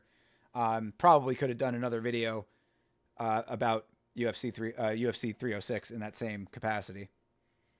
Noche UFC, like it's gonna take a fucking, I don't know what the hell they're gonna be able to do to top that one. That's only if Little Mikey has been fighting main events. They're only paid well for main event fights. Usually he's more of a co-main guy. I mean, that's a fair point, but I mean, like, I would think that, like, look, think about it in these terms. I mean, like, let's say, I don't know what his payouts are. So, I mean, maybe if he was making, $200,000 or something like that, it might have been worth the Conor fight for that. Because, I mean, what, like $2 million, I guess he might have made off of that, something along those lines. Hey, Tom Delaney, yo, thank you very much for hanging out, bro. Yo, cheers from Australia, dude. Thank you very much for following. If you followed just now, do you have your allow people to see you followed thing on? Because if not, I'm worried about my notifications at all time. For some reason, they don't always come through on YouTube. But thank you very much for following. Tom Delaney, you are the man. Appreciate you, brother. Welcome to the Hive. I don't know what Mike's payouts were. That's a good point in all of this. Actually, do they have a disclosed payout for Michael Chandler on Tapology?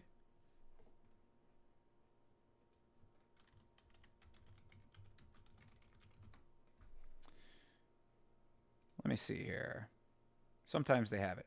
Okay, so disclosed career earnings. Yeah, that ain't great. I mean, that's only this disclosed stuff, though. But let's say that from that, if he was going to be making 100 grand co-main event, I think that that's a pretty conservative estimate.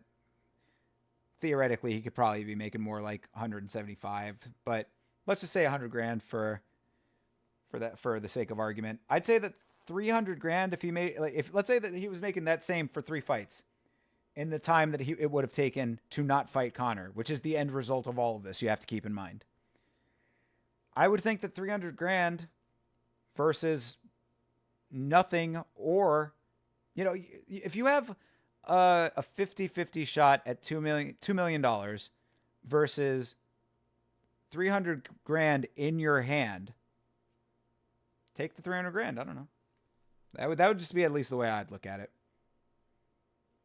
But, because I mean, really, he's finding out the outcome of what happens when you gamble like that. It was a gamble that did not pay off. Sunken cost. No, the sphere was too drawn out. The event went on too long, and all the Mexican animations were repetitive. I mean, all right, man. I think you're just cynical. That's what I'm saying, bro. I think Rick Allen, like, what is the negative like element of you? Like, I don't understand why you're like, you seem just like a dour guy. I don't know if you just have this like negative streak to you as a person, but I feel like you just like lighten up and enjoy things, man. Better to walk around with a smile on your face.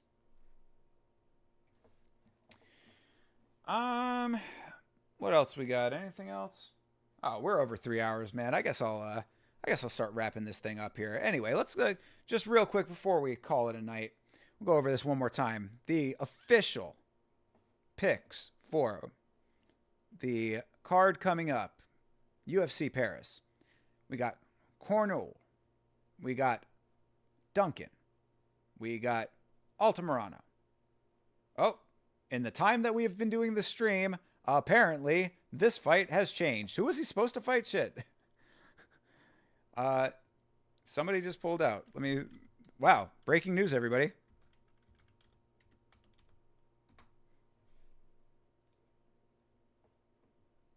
Oh yeah, Vince Morales. Unless did that just happen, or did they? That's weird. I mean, I don't know if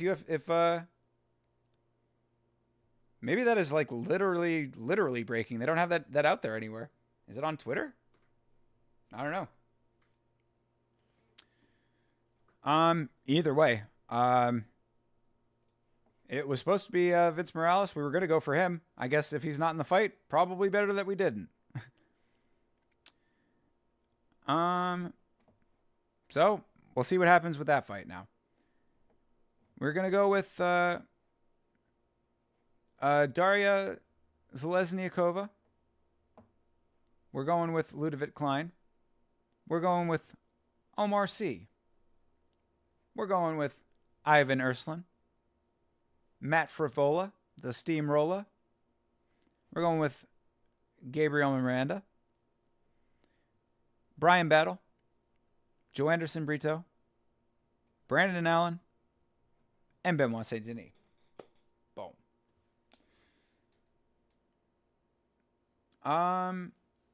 The main event went on till like 1:30 a.m. Yeah, it did go late, but like it was awesome though. Bro, I mean, me and Vitz King were struggling to stay awake at some points. I mean, I think that I ended up leaving his house at like 2:30 in the morning myself. So I'm with you, bro. I understand. I'm just saying, I still think it was fucking awesome though. And that criticism might be valid about the co-main event, but I think that even with it being a grind fest for the main event, it was a fucking awesome one. So I don't know. That's how I felt about it.